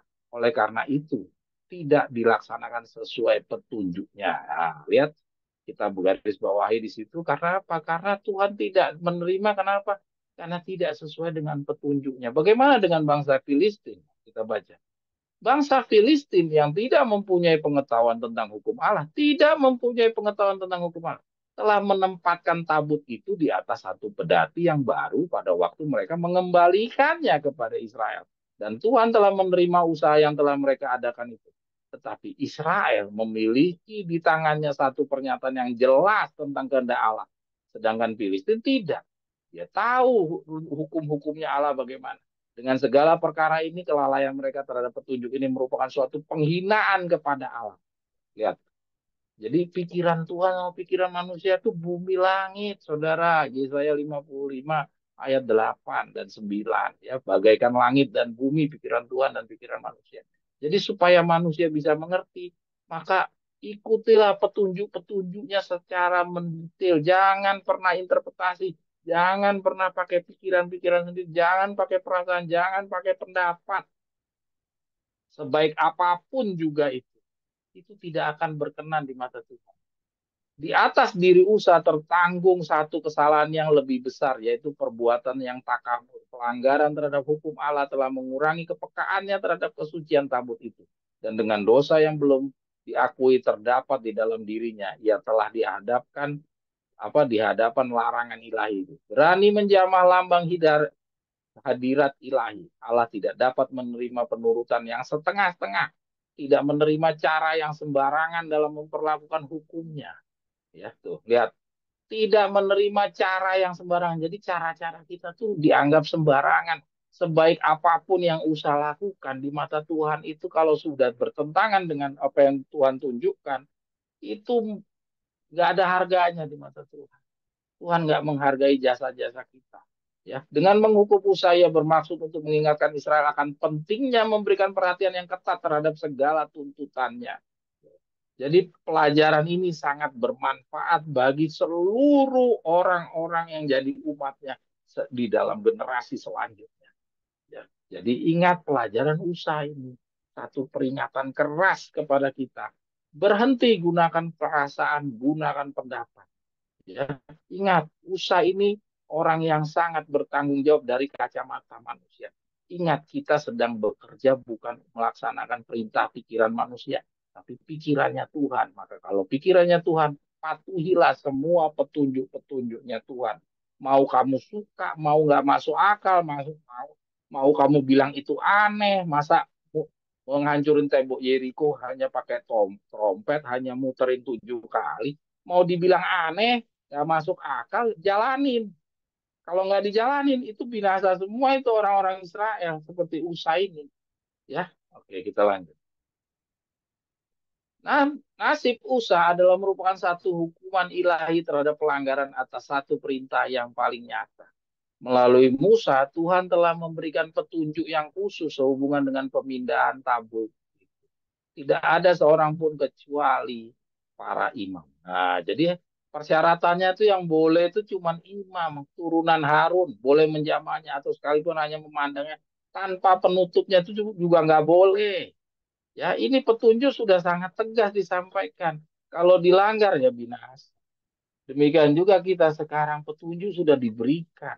Ya, petunjuk sudah diberikan. Kalau kita tidak terapkan petunjuk itu, melakukan penerapan yang lain-lain dengan cara-cara kita sendiri, pikiran-pikiran kita, ya kita sekarang tidak langsung dibinasakan seperti Usa. Karena apa? Kita hidup di zaman pipi kiri berikan pipi kanan. Tuhan masih panjang sabar. Ingat, kita berada di dalam periode 40 hari. Pelajaran-pelajaran ini memberikan satu koreksi kepada kita semua. Karena apa? Kita pun sampai detik ini, termasuk saya sendiri juga, masih kadang-kala menggunakan perasaan dalam penilaian. Banyak juga kita menggunakan pendapat-pendapat. Ya, mulai dari saat ini perbanyaklah kita membaca. Saudara-saudara sekalian, saya mendorong di awal tahun ini mulailah banyak-banyak membaca supaya kita tidak jatuh seperti si Usa ini. Saya kurang tahu apa Usa ini tahu membaca apa enggak. Tapi yang jelas Usa sudah menunjukkan kalau dia gunakan pendapatnya sendiri, Tuhan tidak berkenan. Maka supaya kita juga belajar dari kasus ini, maka kita harus banyak mengetahui petunjuk-petunjuknya Tuhan. Bisa tahu petunjuknya Tuhan dari mana? Dari baca, bukan dari katanya. Salah satu petunjuk yang aneh yang mungkin tidak bisa diterima oleh nalar manusia adalah apa? Tidak boleh kongko-kongko, bergaul, ngobrol-ngobrol, ngarung ngidul sana sini, kunjung mengunjungi, lawat melawat seperti yang dilakukan oleh teman-teman kita. Beberapa minggu depan atau 2 minggu lagi Daniel Gio datang lagi di Ambon dan di Maluku. Ya, aktivitas melawat-melawat seperti ini, ya, ini adalah aktivitas orang-orang dunia menjaga apa? Mempertahankan anggota-anggota. Ya, aktivitas seperti ini adalah aktivitas kongko ini tidak berkenan bagi Tuhan. Tapi kalau orang-orang ini tidak pernah baca, tidak pernah mengetahui bahwa hanya datang-datang dan membicarakan hal-hal yang sia-sia, itu tidak berkenan. Kalau orang tidak pernah baca, tidak pernah tahu, maka dia tidak pernah tahu bahwa itu sesuatu yang tidak berkenan di mata Tuhan. Jadi, untuk kita menghindari kesalahan-kesalahan seperti Usa, marilah kita banyak-banyak membaca supaya kita tahu semua aktivitas kita. Ya, aktivitas kita. Berdoa panjang-panjang juga bagian daripada hal yang tidak berkenan di mata Tuhan. Ya, ingat doa itu harus sejalan dengan apa yang kita lakukan. Kalau doa dengan apa yang kita lakukan bertentangan, doa itu adalah merupakan kekejian. Kita menjadikan diri kita seseorang yang menghina Allah. Kalau kita baca soal doa seperti itu. Saudara lihat, saudara pernah membaca soal doa? Kalau kita tidak sinkron antara doa kita, kita banyak berdoa dengan kata-kata yang indah-indah, yang luar biasa. Ya, seperti kayak berkhotbah atau bahkan kayak menyampaikan pantun atau puisi-puisi. Banyak orang di dalam doa seperti orang berpuisi. Tapi ternyata di dalam praktek kehidupannya tidak sejalan apa yang dia di dalam doa. Kalau dia lakukan seperti itu sama saja dengan penghinaan. Itu kata-kata penjelasannya. Ini kalau kita tidak pernah baca, kita tidak akan tahu bahwa, oh, kalau begitu doa itu harus hati-hati. Jangan sembarangan dengan yang namanya doa. Ya, itu dia. Ingat cara-cara kita, pendapat-pendapat kita, perasaan-perasaan kita, jangan pernah kita gunakan untuk menggantikan apa yang harusnya disampaikan oleh Tuhan kepada kita. Pelajari lebih baik. Ya, kita terus. Kita baca. Tetapi kepada Bani Kehat tidak diberikannya apa-apa karena pekerjaan mereka ialah mengurus ya barang-barang kudus yang harus diangkat di atas bahunya. Dengan demikian ia dalam membawa tabut itu dari Kiryat Yerim ada satu pelanggaran yang langsung dan tidak dapat dimaafkan terhadap perintah Tuhan. Setelah 3 bulan, nah ini setelah 3 bulan berlalu setelah kematiannya si Usa tadi, ya, ia mengambil keputusan, ya, ini apa ini siapa rajanya lah ya, apa saya kurang tahu ini. Ini waktu perjalanan Israel keluar dari Mesir atau bukan ya? Kayaknya bukan. Kayaknya sesudah mereka di tanah Kanaan. Setelah 3 bulan berlalu, ia mengambil keputusan untuk mencoba sekali lagi memindahkan tabut itu. Dan sekarang ia telah memberikan perhatian yang sungguh-sungguh terhadap setiap petunjuk ilahi sampai kepada perkara yang sekecil pun. Sekali lagi para pemuka bangsa itu dihimpun dan satu perkumpulan yang besar telah berhimpun di atas sekeliling tempat tinggal orang Gad itu. Dengan sikap yang hormat, tabut itu sekarang diletakkan di atas bahu orang-orang yang telah ditetapkan oleh ilahi. Orang banyak itu berbaris dan seterusnya dan seterusnya. Kita baca yang di bawah. Oleh petunjuk Daud, oh di zaman Daud ini ya, artinya bukan di perjalanan Israel keluar dari Mesir. Ini sudah di zamannya Daud. Oleh petunjuk Daud, korban seekor lembu, seekor anak lembu, gemuk dipersembahkan. Sekarang kesukaan menggantikan rasa kegentaran. Jadi setelah mereka menjalankan memindahkan tabut perjanjian itu dengan mengikuti semua petunjuknya dengan sungguh-sungguh, ya. Kalau dulu itu merupakan suatu kegentaran karena harus mati Usa, sekarang tidak, merupakan kesukaan. Nah, ya. Jadi bisa lihat perbedaannya kalau kita melaksanakan sesuai dengan petunjuk-petunjuk Tuhan dan melaksanakan sesuatu petunjuk Tuhan, tapi kita menggunakan cara-cara kita sendiri, menggunakan perasaan dan pendapat kita sendiri, akhirnya seperti apa? Tadi kita sudah sama-sama lihat buktinya. Ya, contoh yang lain lagi nih. Kalau ini adalah contoh-contoh yang berbeda, ya. Ana boleh digeser. Contoh pengalaman sebaliknya tentang kepatuhan tidak menggunakan cara-cara sendiri. Nah, ini dari tembok Jericho. Kita baca nih ya. Nih, kita baca langsung saja yang dihitamkan. Mereka bisa saja berdalih betapa tidak berartinya usaha ini dan betapa ganjilnya untuk berbaris setiap hari mengelilingi dinding kota itu sambil meniup trompet yang terbuat dari tanduk domba. Ini tidak akan ada pengaruh terhadap benteng-benteng yang menjulang tinggi itu. Ya, jadi ini bedanya antara yang mau patuh sama yang tidak patuh. Yang mau patuh, ya kita lihat kalau dipikir pakai pikiran manusia sangat nggak masuk akal katanya aneh sekali mau menghancurkan tembok Jericho kok pakai puter-puter keliling 7 kali terus pakai trompet bukannya pakai bom atau pakai apa palu kayak apa pakai apa untuk menghancurkan tembok kok ini hanya pakai trompet. Jadi secara logika bagi mereka sangat tidak masuk akal. Tapi adakah mereka menggunakan cara-cara seperti Usa? Tidak. Ya, karena mereka sangat mematuhi petunjuk Tuhan, dia terapkan semua yang diberitahukan kepada Yusa, ya, maka tembok Jericho itu hancur. Ya, kita baca yang bawah. Haruslah dijelaskan kepada pikiran mereka bahwa kekuatan mereka bukan terdapat di dalam kebijakan manusia atau di dalam kegagahannya, tapi hanya di dalam Allah keselamatan mereka. Dengan demikian, mereka akan terbiasa bersandar sepenuhnya kepada pemimpin ilahi mereka. Demikian juga dengan kita sekarang, saudara-saudara sekalian. Ya, jangan kita berpikir bahwa pekerjaan ini menurut kebijakan-kebijakan kita. Ini pekerjaan benar-benar Tuhan yang punya. Jadi kalau sebagaimana waktu menghancurkan tembok Jericho itu Tuhan pakai cara-cara yang di luar nalar pikiran manusia, maka demikian juga dalam tembok ya apa dalam apa tabut perjanjian itu mungkin menurut Usa ini kok masih mau jatuh kok didiemin sih aneh ini petunjuk nggak waras ini petunjuk aneh ini nggak masuk akal ini lebih nggak masuk akal lagi tuh menghancurkan tembok Jericho ya tapi ternyata benar-benar tembok Jericho-nya hancur karena apa karena 100% mereka menjalankan, mematuhi petunjuknya Tuhan. Sedangkan si Usa tadi, walaupun sangat sederhana, ya, sangat lebih masuk akal apa yang Tuhan tunjukkan, tapi tetap saja kalau tidak dipatuhi, ya, tetap saja membuat si Usa meninggal. Jadi hati-hati saudara. Jangan bermain dengan pendapat, jangan bermain dengan perasaan.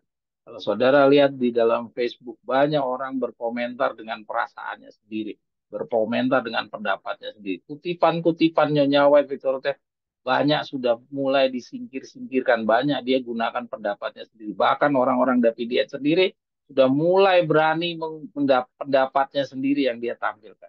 Walaupun itu tampaknya baik, walaupun itu mungkin mirip dengan apa yang Tuhan sampaikan, tapi jangan lupa, kamu sedang membagikan pikiranmu. Tugas kamu sesuai dengan mangkok Sakarya pasal 4 adalah pipa kecil. Artinya kamu harus menyalurkan minyak, bukan menciptakan minyak-minyak buatanmu sendiri. Walaupun kamu mengambil minyak itu menyadur dari pengetahuan yang kamu peroleh dari atas, dari minyak. Tapi kamu jangan menciptakan minyak-minyakmu sendiri. Walaupun sedemikian miripnya, sedemikian rapinya, walaupun sedemikian baiknya seperti Usa tadi.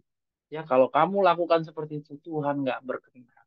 Hati-hati, sekarang ini masih masa kasihan. Ya, kalau di masa dahulu orang-orang yang begini sudah langsung habis. Ya, kita di dalam 40 hari waktu dulu mungkin sering kita menggunakan pendapat-pendapat sendiri, tapi setelah kita masuk di dalam 40 hari banyak yang kita harus koreksi. Petunjuk-petunjuk yang kita baca ini adalah sebuah koreksi-koreksi perbaikan untuk kita melakukan perbaikan menjadi manusia-manusia yang baik. Ya, kita terus. Ini dari Daud, cerita Daud. Allah memerintahkan Daud sambil berkata, janganlah maju, tetapi buatlah gerakan lingkar sampai ke belakang mereka, sehingga engkau dapat menyerang mereka dari gurusan pohon-pohon kertau.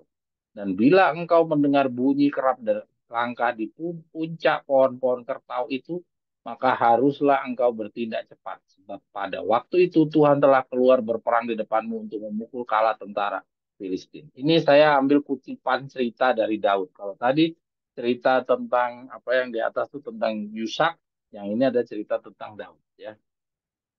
Yang tadi tertulis di dalam Para Nabi dan Bapa jilid 2, yang ini SRN itu saya lupa tuh apa. Ya. Diceritakan bahwa si Daud ini dituntut juga sama seperti Yusak. Dia harus mematuhi semua petunjuk Tuhan dengan tepat, ya. Tidak boleh sedikit pun ditambah-tambah, dikurang-kurang, ya. Harus persis, ya. Kita baca ini. Jikalau Daud seperti Saul, kita lihat, jadi Daud ini bukan seperti Saul. Telah memilih jalannya sendiri, ya, sama seperti Usa tadi. Kalau gitu Saul tuh sering menggunakan jalannya sendiri. Ya, kalau Daud seperti Saul telah memilih jalannya sendiri, sukses tidak akan menjadi bagiannya. Ya, sama kayak Usa tadi.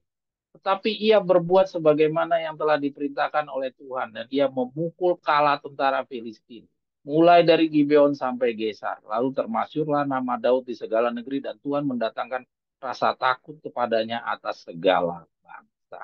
Ya, ini 1 Tawarik 14 ayat 16 dan 17. Ya, saudara lihat, kembali lagi ke atas dulu anak, ke ceritanya tembok Jeriko. Kalau saudara-saudara baca PB2 ini, Para Nabi dan Bapa, ya, setelah kehancurannya tembok Jeriko, ini Yusak melanjutkan untuk memerangi satu bangsa yang kecil, yaitu bangsa Ai. Ya, nah, kalau saudara amati dengan baik-baik ceritanya Yusak ini, ketika dia menghancurkan tembok Jeriko, dia 100% dia minta izin kepada Tuhan, dia mendengar semua petunjuk-petunjuknya Tuhan. Ya, sedangkan waktu dia mau mengejar, menyerang kota yang Ai, ya ini sudah pernah kita bahas, waktu dia menyerang kota Ai, dia sangat percaya diri. Sama sekali dia tidak minta petunjuk kepada Tuhan. Ya, dia menyusun, mengumpulkan pasukan-pasukannya, dan dia hanya memilih sedikit pasukannya karena dia menganggap ini bangsa kecil. Ya, bangsa kecil mudah saya hancurkan.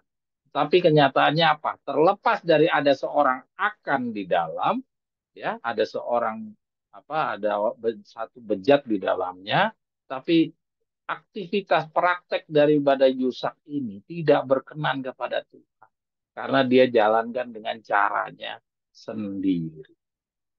Ya, jadi beda sekali saudara lihat ketika seseorang mematuhi perintah-perintah Tuhan dengan bersungguh-sungguh, dia bisa berhasil walaupun kota tembok Jericho itu sebuah tembok yang dengan benteng-benteng yang sangat kokoh, sangat sulit untuk dihancurkan, tapi bisa dihancurkan. Sedangkan bangsa Ai yang sangat kecil, yang diukur dengan ukuran kacamata manusia mudah untuk dihancurkan, tetapi karena dia laksanakan tidak dengan cara-cara Tuhan, melainkan dengan perasaan dan pendapat-pendapatnya sendiri, bangsa Israel itu kalah melawan bangsa kecil Ai. Ya, terlepas dari adanya seorang Akan di antara. Ya, oke. Jadi ini satu pelajaran yang sangat berharga, saudara. Hati-hati, contoh akan menjadi contoh saingan bagi kita di akhirat. Oke, Dela, Ana, boleh lanjutkan.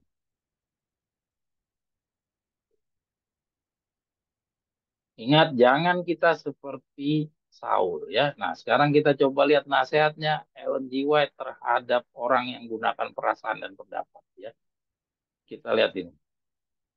Apakah Anda telah memegang kebenaran berharga dari satu tema ke tema yang lain yang telah diberikan kepadamu? Atau apakah engkau sedang berpikir untuk mengikuti pemikiran dan pendapat-pendapatmu sendiri dan membaca dan menghakimi firman Allah dengan pendapat dan teori-teorimu sendiri? Saya ulangi ya. Apakah Anda telah memegang kebenaran berharga dari satu tema ke tema yang lain yang telah diberikan kepadamu? Ya, apakah saudara mengikuti kebenaran yang disampaikan dari gulungan kebenaran yang satu kepada gulungan kebenaran yang lain? Ataukah engkau sedang berpikir mengikuti pikiran dan pendapatmu sendiri dalam membaca dan menghakimi firman Allah dengan pendapat-pendapat teori-teorimu? Atau akankah kamu menempatkan pemikiran dan teori-teorimu ke dalam kepada firman Allah dan membiarkan sabdanya yang hidup dibukakan untukmu, di mana engkau dapat melihat kekurangan dan cacat terdapat dalam pemikiran-pemikiran dan teorimu? Coba lihat, saudara. Kita tidak dapat menghakimi firman Allah karena kita mempercayai demi. Carilah pengajaran dan kesaksian. Siapa yang tidak berbicara sesuai dengan perkataan itu, maka baginya tidak terbit fajar. Ya, saudara lihat. Jadi di tulisan ini, paragraf yang pertama ini, Nyonya Wes sudah mengingatkan. Kalau kita menggunakan carilah pengajaran dan kesaksian, siapa yang tidak berbicara sesuai dengan perkataan ini, maka baginya tidak terbit terang. Yesaya 8 ayat 20. Jadi artinya kalau kita akan Taurat dan kesaksian, kita gunakan akan Taurat dan kesaksian, maka kita akan berkenan di mata Tuhan. Tapi orang-orang yang menggunakan pendapat sendiri dan katanya dia pemikiran-pemikiran sendiri dan pendapatmu sendiri, ini adalah orang-orang yang tidak sesuai dengan Yesaya 8 ayat 20. Ya, akan Taurat dan kesaksian itu tidak ada di dalam orang. Jadi jangan kamu bilang pendapatmu atau pikiranmu itu sudah sesuai kok sama Nyonya White dan Victor Hugo. Ya, sesuai dengan Nyonya White dan Victor Hugo. Tapi kalau itu tidak cocok, tidak sesuai, tidak dilaksanakan sesuai petunjuk-petunjuk akan Taurat dan kesaksian, ya itu tidak berkenan di mata Tuhan.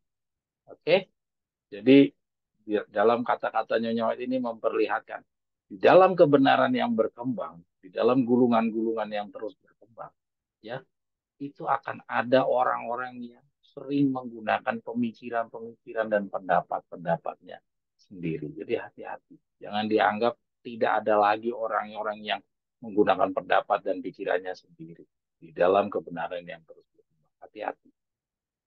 Ya kita terus. Alkitab ditulis bukanlah hanya untuk kaum sarjana. Sebaliknya Alkitab itu direncanakan untuk orang banyak. Kebenaran-kebenaran yang besar yang perlu untuk memperoleh keselamatan sudah dinyatakan dengan jelas bagai siang hari. Dan tidak seorang pun yang akan salah dan tersesat jalannya kecuali orang yang menurut pertimbangan pikirannya sendiri. Ganti kehendak Allah yang telah dinyatakan dengan jelas. Ya. Jadi lihat Tuhan memusuhi orang-orang yang menggunakan pikirannya sendiri. Ya. Jadi lihat tidak ada satupun Ya, mungkin kalau saudara baca lebih banyak lagi, saudara tidak akan menemukan bahwa Tuhan sepakat dengan pikiran-pikiran kita sendiri. Kita harus rela hanyut di dalam petunjuk-petunjuknya Victor dan White. Sebagaimana kita lihat di bagaimana Yusak menghancurkan tembok Jericho. Ya, bagaimana Daud melanjutkan memindahkan tabut perjanjian itu dengan sungguh-sungguh setelah 3 bulan tadi. Ya, bagaimana juga Daud untuk memenangkan peperangan dengan bangsa Filistin. Ya, itu semua dia bisa lakukan menang karena dia patuh 100% terhadap petunjuk-petunjuknya firman Tuhan. Ya, musuh Tuhan adalah pikiran sendiri. Musuh Tuhan adalah perasaan dan musuh Tuhan adalah pendapat. Ya, oke, sekarang kita lanjut ini pengalaman Petrus. Pengalaman Petrus yaitu pendapat menilai diri sendiri lebih baik dari kekurangan orang. Ya, nah lihat. Jadi dia menilai dirinya lebih baik dari kekurangan-kekurangan orang. Dia menilai dirinya baik dengan ukurannya adalah melihat kelemahan-kelemahan orang lain. Ini bagi orang-orang yang sampai saat ini masih suka lihat-lihat menjadi polisi bagi orang lain ini sangat tepat ini ya. Kita belajar untuk masuk di dalam periode 40 hari, kita masih ada orang-orang yang seperti ini di antara kita harus kita sudah mulai kita tinggalkan. Mari kita baca halaman Petrus. Ketika Petrus berjalan di sisi Yesus, dia melihat bahwa Yohanes sedang mengikutinya. Ya, jadi Petrus berjalan di sisi Yesus, dia melihat Yohanes sedang mengikutinya. Suatu kerinduan datang kepadanya, hendak mengetahui masa depan, dan ia berkata kepada Yesus, "Ya Tuhan, apakah yang akan jadi dengan dia ini? Ya, dengan si Yohanes ini, apa yang akan jadi terhadap orang ini?" Ya, jadi artinya ini kita bisa baca ini adalah peristiwa waktu Petrus masih di dalam pendidikan 3,5 tahun. Ya, dia memandang Yohanes itu sebagai pesaingnya dia. Ya, Yesus menjawab, "Jikalau aku menghendaki supaya ia tinggal hidup sampai aku datang, ia bukan urusanmu. Itu bukan urusanmu." Coba lihat. Kalau boleh dibilang orang sekarang bilang ketus banget Yesus jawabnya. Ya, itu bukan urusanmu, tetapi engkau ikutlah aku. Jadi Tuhan mendidik si Petrus supaya jangan kepo, jangan suka ngurusin orang lain. Petrus sudah seharusnya mempertimbangkan bahwa Tuhannya akan menyatakan kepadanya sesuatu sehingga paling baik baginya untuk diketahui adalah kewajiban setiap orang mengikuti Kristus tanpa kecemasan yang berlebih-lebihan tentang pekerjaan yang ditentukan bagi orang lain. Jadi nggak usah peduli sama orang lain. Dalam mengatakan tentang Yohanes, aku menghendaki supaya ia tinggal hidup sampai aku datang. Yesus tidak memberikan jaminan bahwa murid ini harus hidup sampai kedatangan Tuhan kedua kalinya. Ia hanya menegaskan kuasanya sendiri yang unggul itu dan meskipun ia mengendakinya sedemikian, hal itu sekali-kali tidak akan mempengaruhi pekerjaan Petrus. Jadi sama sekali nggak usah pusing lah Petrus. Yohanes mau kasih kerjaan apa itu urusan Yohanes, bukan urusanmu Petrus. Masa depan Yohanes dan Petrus adalah di dalam tangan Tuhan mereka. Penurutan dalam mengikuti dia merupakan kewajiban yang dituntut dari setiap orang. Ya, jadi di sini Tuhan mau ngasih tahu kalau kamu punya urusan, urusanmu sendiri sajalah. Ya nggak usah urusin orang lain. Oke, lanjut. Sekarang nasihat Ellen G. White. Di dalam buku yang sama paragraf lanjutannya. Alangkah banyak orang yang seperti Petrus dewasa ini. Mereka menaruh perhatian dalam persoalan orang lain dan ingin mengetahui kewajiban mereka. Sedangkan mereka ada dalam bahaya melalaikan kewajiban mereka sendiri. Adalah pekerjaan kita untuk memandang kepada Kristus dan mengikuti Dia. Kita akan melihat adanya kesalahan-kesalahan dalam kehidupan orang lain serta cacat dalam tabiat mereka. Manusia dikelilingi dengan kelemahan, tetapi dalam Kristus kita akan mendapatkan kesempurnaan. Oleh memandang Dia, kita akan diubahkan. Ya, jadi kita lihat di sini Petrus ini dia coba menutupi segala kelemahan-kelemahannya ya dengan melihat kesalahan-kesalahan orang lain. Ini dikatakan Ellen G. White, praktek seperti ini masih banyak ditemukan di antara kita sekarang ini. Ya, Dan ingat saudara-saudara, kita pun walaupun sudah masuk di dalam kelas 40 hari, sudah pemegang pekabaran tongkat gembala, masih. Saudara evaluasilah diri kita masing-masing. Kita pun masih juga lakukan seperti ini. Kadang-kadang kita tuh karena mempunyai dosa-dosa kesayangan, kita tidak mau meninggalkan dosa itu. Atau kita mungkin masih menunda-nunda pelanggaran-pelanggaran kita. Kita melihat orang lain, ah itu sih ini juga begitu. Aku lihat dia masih begini-begini kok. Dia masih begitu. Ah, aku nggak seburuk, nggak belum buruk-buruk banget lah. Lebih burukan orang itu. Itu kan praktek-praktek itu dikritisi sama Ellen G. White di dalam tulisan ini. Dan contoh yang diberikan adalah seorang Petrus. Jadi dari cerita ini saudara bisa lihat. Jangan kita anggap kembali lagi, saya sampaikan kepada saudara. Jangan kita anggap rasul-rasul itu manusia-manusia super. Mereka ini adalah orang-orang yang mirip dengan kita-kita. Orang-orang biasa. Orang-orang yang juga sama seperti kita banyak melakukan pelanggaran-pelanggaran hukum. Pelanggaran hukum kita adalah pelanggaran mereka, dan mereka dan mereka telah berubah melanjutkan di dalam paragraf berikutnya. Kita lihat Petrus, apakah dengan Petrus begini akan dikasih roh suci hujan awal? Mari kita baca. Sebelum kejatuhannya, Petrus selalu berbicara tanpa dipikirkan masa-masa dari dorongan hati pada saat itu juga. Ya, ini dari buku yang lain. Ya, Kerinduan Segala Zaman. Sebelum kejatuhannya, Petrus selalu berbicara tanpa dipikirkan masa-masa dari dorongan hati pada saat itu juga. Ia selalu bersedih memperbaiki orang lain. Dia pusing sama orang lain punya masalah dan mengungkapkan isi pikirannya. Sebelum ia mempunyai suatu pengertian yang terang tentang dirinya atau tentang apa yang hendak dikatakan. Tetapi Petrus yang sudah bertobat sangatlah berbeda. Nah, coba saudara bisa lihat ini adalah Petrus sebelum kejatuhannya, sebelum ayam berkokok 3 kali, dan Petrus yang sesudah ia bertobat. Katanya sangat berbeda.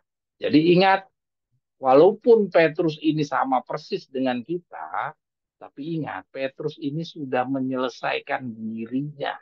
Ya, jadi kita pun juga demikian. Kalau kita adalah contoh saingan dari Petrus, maka kita harus juga sama seperti si Petrus ini. Dia berubah menjadi orang yang sangat berbeda.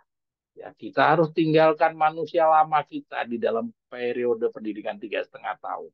Kita sudah masuk di dalam pendidikan 40 hari. Pendidikan ini mendorong kita menjadi manusia yang berbeda seperti si Petrus. Ya, ia tetap memelihara semangatnya yang terdahulu, tetapi rahmat Kristus mengatur kerajinannya. Ia tidak lagi bersemangat dengan cara sembrono. Nah, nih, setelah si Petrus sudah masuk di dalam pendidikan 40 hari, inilah yang terjadi. Ia tidak lagi bersemangat dengan cara sembrono, percaya pada diri sendiri saja, dan meninggikan diri, melainkan tenang, dapat mengendalikan diri, dan dapat diajar. Pada waktu itulah ia dapat memberi makan domba-domba dalam kandang Kristus. Jadi Petrus bisa membawakan roh suci hujan awal adalah setelah Petrus meninggalkan semua manusia lamanya.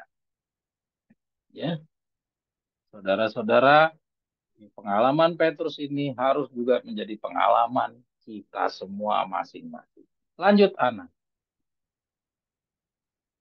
Ya, jadi jangan kita merasa, oh Petrus saja begitu, saya bisa, nggak apa-apa dong. Nah, kita baca tuh yang bagian terakhir.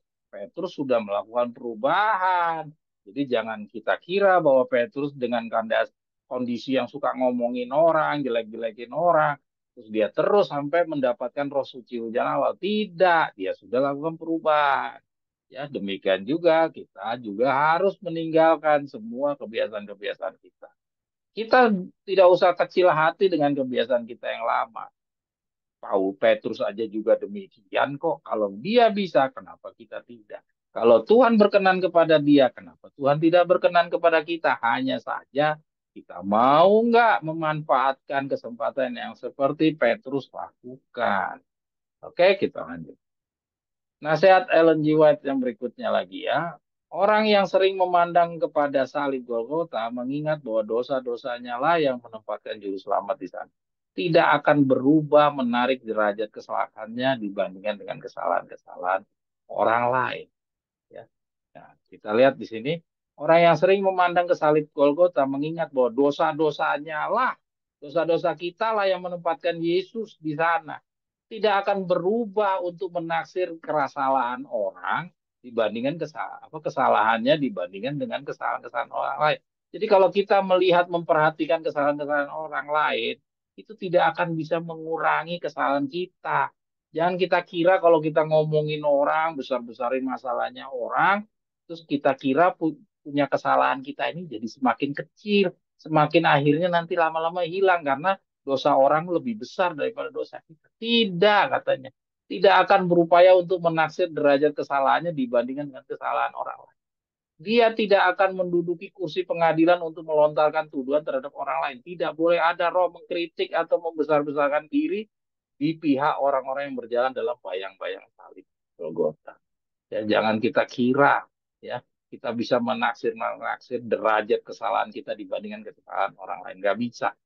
Ya, para pekerja yang sungguh-sungguh tidak mempunyai waktu untuk memikir-mikirkan kesalahan orang lain. Kita tidak akan hidup di atas kulit kesalahan atau kegagalan orang lain. Berbicara jahat adalah kutuk ganda yang jatuh lebih berat ke atas si pembicara daripada si pendengar. Barang siapa yang menyebarkan benih perpecahan dan pertengkaran akan menuai buah yang mematikan. Perbuatan mencari-cari kejahatan orang lain berarti mengembangkan kejahatan pada diri mereka yang mencari-cari itu. Dengan memikir-mikirkan kesalahan orang lain, kita diubah kepada gambaran yang sama ya dengan kesalahan orang itu. Tetapi dengan memandang kepada Yesus merengkuh kasih dan kesempurnaan tabiatnya, kita menjadi serupa kepada citranya. Dengan merenungkan cita-cita tinggi yang ditempatkannya di hadapan kita, maka kita akan ditinggikan kepada suatu suasana yang murni dan suci. Dan di hadapan hadirat Allah, bila mana kita tinggal di sini, akan keluar dari kita terang yang menyinari semua orang yang berhubungan dengan kita. Gantinya mengeritik dan menyalahkan orang lain, katanya. Katakan, saya harus mengerjakan keselamatan saya sendiri. Jika saya bekerja sama dengan dia yang rindu menyelamatkan jiwa saya, maka saya harus menjaga diri saya sendiri dengan tekun. Saya harus menyingkirkan setiap kejahatan dan kehidupan saya. Dari kehidupan saya. Saya harus mengalahkan setiap kesalahan. Saya harus menjadi seorang makhluk yang baru di dalam Kristus. Barulah. Gantinya melemahkan mereka yang bergumul melawan kejahatan, saya dapat menguatkan mereka dengan kata-kata yang memberi semangat. Engkau perlu berkenalan dengan kelemahan sebagaimana dengan kekuatan yang ditunjukkan dalam tabiat supaya engkau tetap waspada, jangan sampai engkau terlibat dalam perusahaan dan menerima tanggung jawab yang tidak dirancang Allah untukmu. Engkau tidak boleh membanding-bandingkan tindakanmu dan mengukur kehidupanmu dengan suatu standar manusia, melainkan dengan peraturan kewajiban yang dinyatakan dalam Allah. Saya nggak paham dalam kata-kata dalam perusahaan. Ya. Saudara, boleh digeser sedikit anak atas lagi. Ya, di situ kan Nyonya White bilang terlibat dalam perusahaan dan menerima tanggung jawab yang tidak dirancang Allah. Ya, kita pahami saja intinya adalah engkau tidak boleh membandingkan tindakanmu dan mengukur kehidupanmu dengan suatu standar manusia, melainkan dengan peraturan kewajiban yang dinyatakan dalam Allah. Jadi jangan pakai ukuran-ukuran kita, jangan gunakan rasa-rasanya kita, jangan gunakan pendapat-pendapat kita ya. Jadi si Petrus ini juga pakai rasa-rasa dan pendapat-pendapatnya sendiri. Karena Tuhan tidak menyuruh orang untuk menghakimi orang lain. Jadi polisi bagi orang lain. Ya, oke. Ini praktek-praktek yang masih ada di kita. Jadi kalau kita bahas hari ini tentang perasaan dan pendapat, menurut saya sangat tepat karena kita masih ada di antara kita yang seperti ini. Termasuk saya sendiri juga jujur masih mempraktekkan hal-hal yang begini, ya. Apalagi kalau saya punya sentimen, punya sinisme, punya ya iri lah, punya kebencian, pasti saya akan gunakan ini yang namanya perasaan dan pendapat. Ya, jadi kita bacaan-bacaan ini membantu kita untuk mengoreksi diri kita. Ya, dalam 40 hari ini kita nggak usah khawatir, kita nggak usah malu, kita nggak usah memandang bahwa Tuhan tidak akan membantu kita. Petrus saja Tuhan bantu, masa kita tidak? Kita ini sejenis dengan Petrus. Petrus tidak lebih buruk atau tidak lebih baik daripada kita. Oke, kita lanjut. Di dalam tulisan yang lainnya kita sering lihat Petrus itu orang yang percaya diri. Ya, Petrus itu selalu selalu sembrono katanya dalam berbicara. Ya, kita tahu bahwa Petrus bilang apa? Oh tidak, Tuhan, itu tidak akan pernah terjadi. Ya, Tuhan bilang kamu nanti akan sebelum ayam berkokok kamu akan menyangkal aku. Oh tidak, Tuhan, itu tidak pernah terjadi. Karakter seperti itu, yang karakter sangat percaya diri seperti itu pun juga merupakan karakter-karakter kita juga. Kita masih sangat banyak melakukan hal yang terlalu yakin dengan kepercayaan kita sendiri. Banyak yang tertipu mengenai keadaan hati mereka. Tidak mereka sadari bahwa pada hakikatnya hati itu adalah penipu adanya. Ya. Lebih daripada segala sesuatu dan tiada berketentuan jahatnya. Mereka menyelubungi sekeliling dirinya dengan kebenarannya sendiri. Lalu merasa puas karena telah mencapai standar sifat-sifat tabiat manusia ukurannya sendiri. Tetapi alangkah bahayanya kegagalan mereka bila mana tidak mereka mencapai standar ukuran ilahi yang oleh mereka sendiri tidak mungkin dapat mereka penuhi syarat-syarat keinginan Allah. Ya, jadi hati-hati. Ukuran sendiri mungkin kamu bisa capai, tapi ukuran ilahi kamu nggak bisa capai, kamu akan gagal katanya. Kita boleh saja mengukur diri sendiri dengan ukuran kita sendiri. Boleh-boleh aja. Kita boleh saja membandingkan diri sendiri di antara sesama kita. Kita boleh saja mengatakan bahwa kita telah berbuat seperti si Anu itu ataupun si Anu yang ini. Tetapi masalahnya, yang mana pengadilan akan minta untuk dijawab adalah, sudahkah kita memenuhi tuntutan-tuntutan sorga yang di atas? Sudahkah kita mencapai standar ukuran ilahi itu?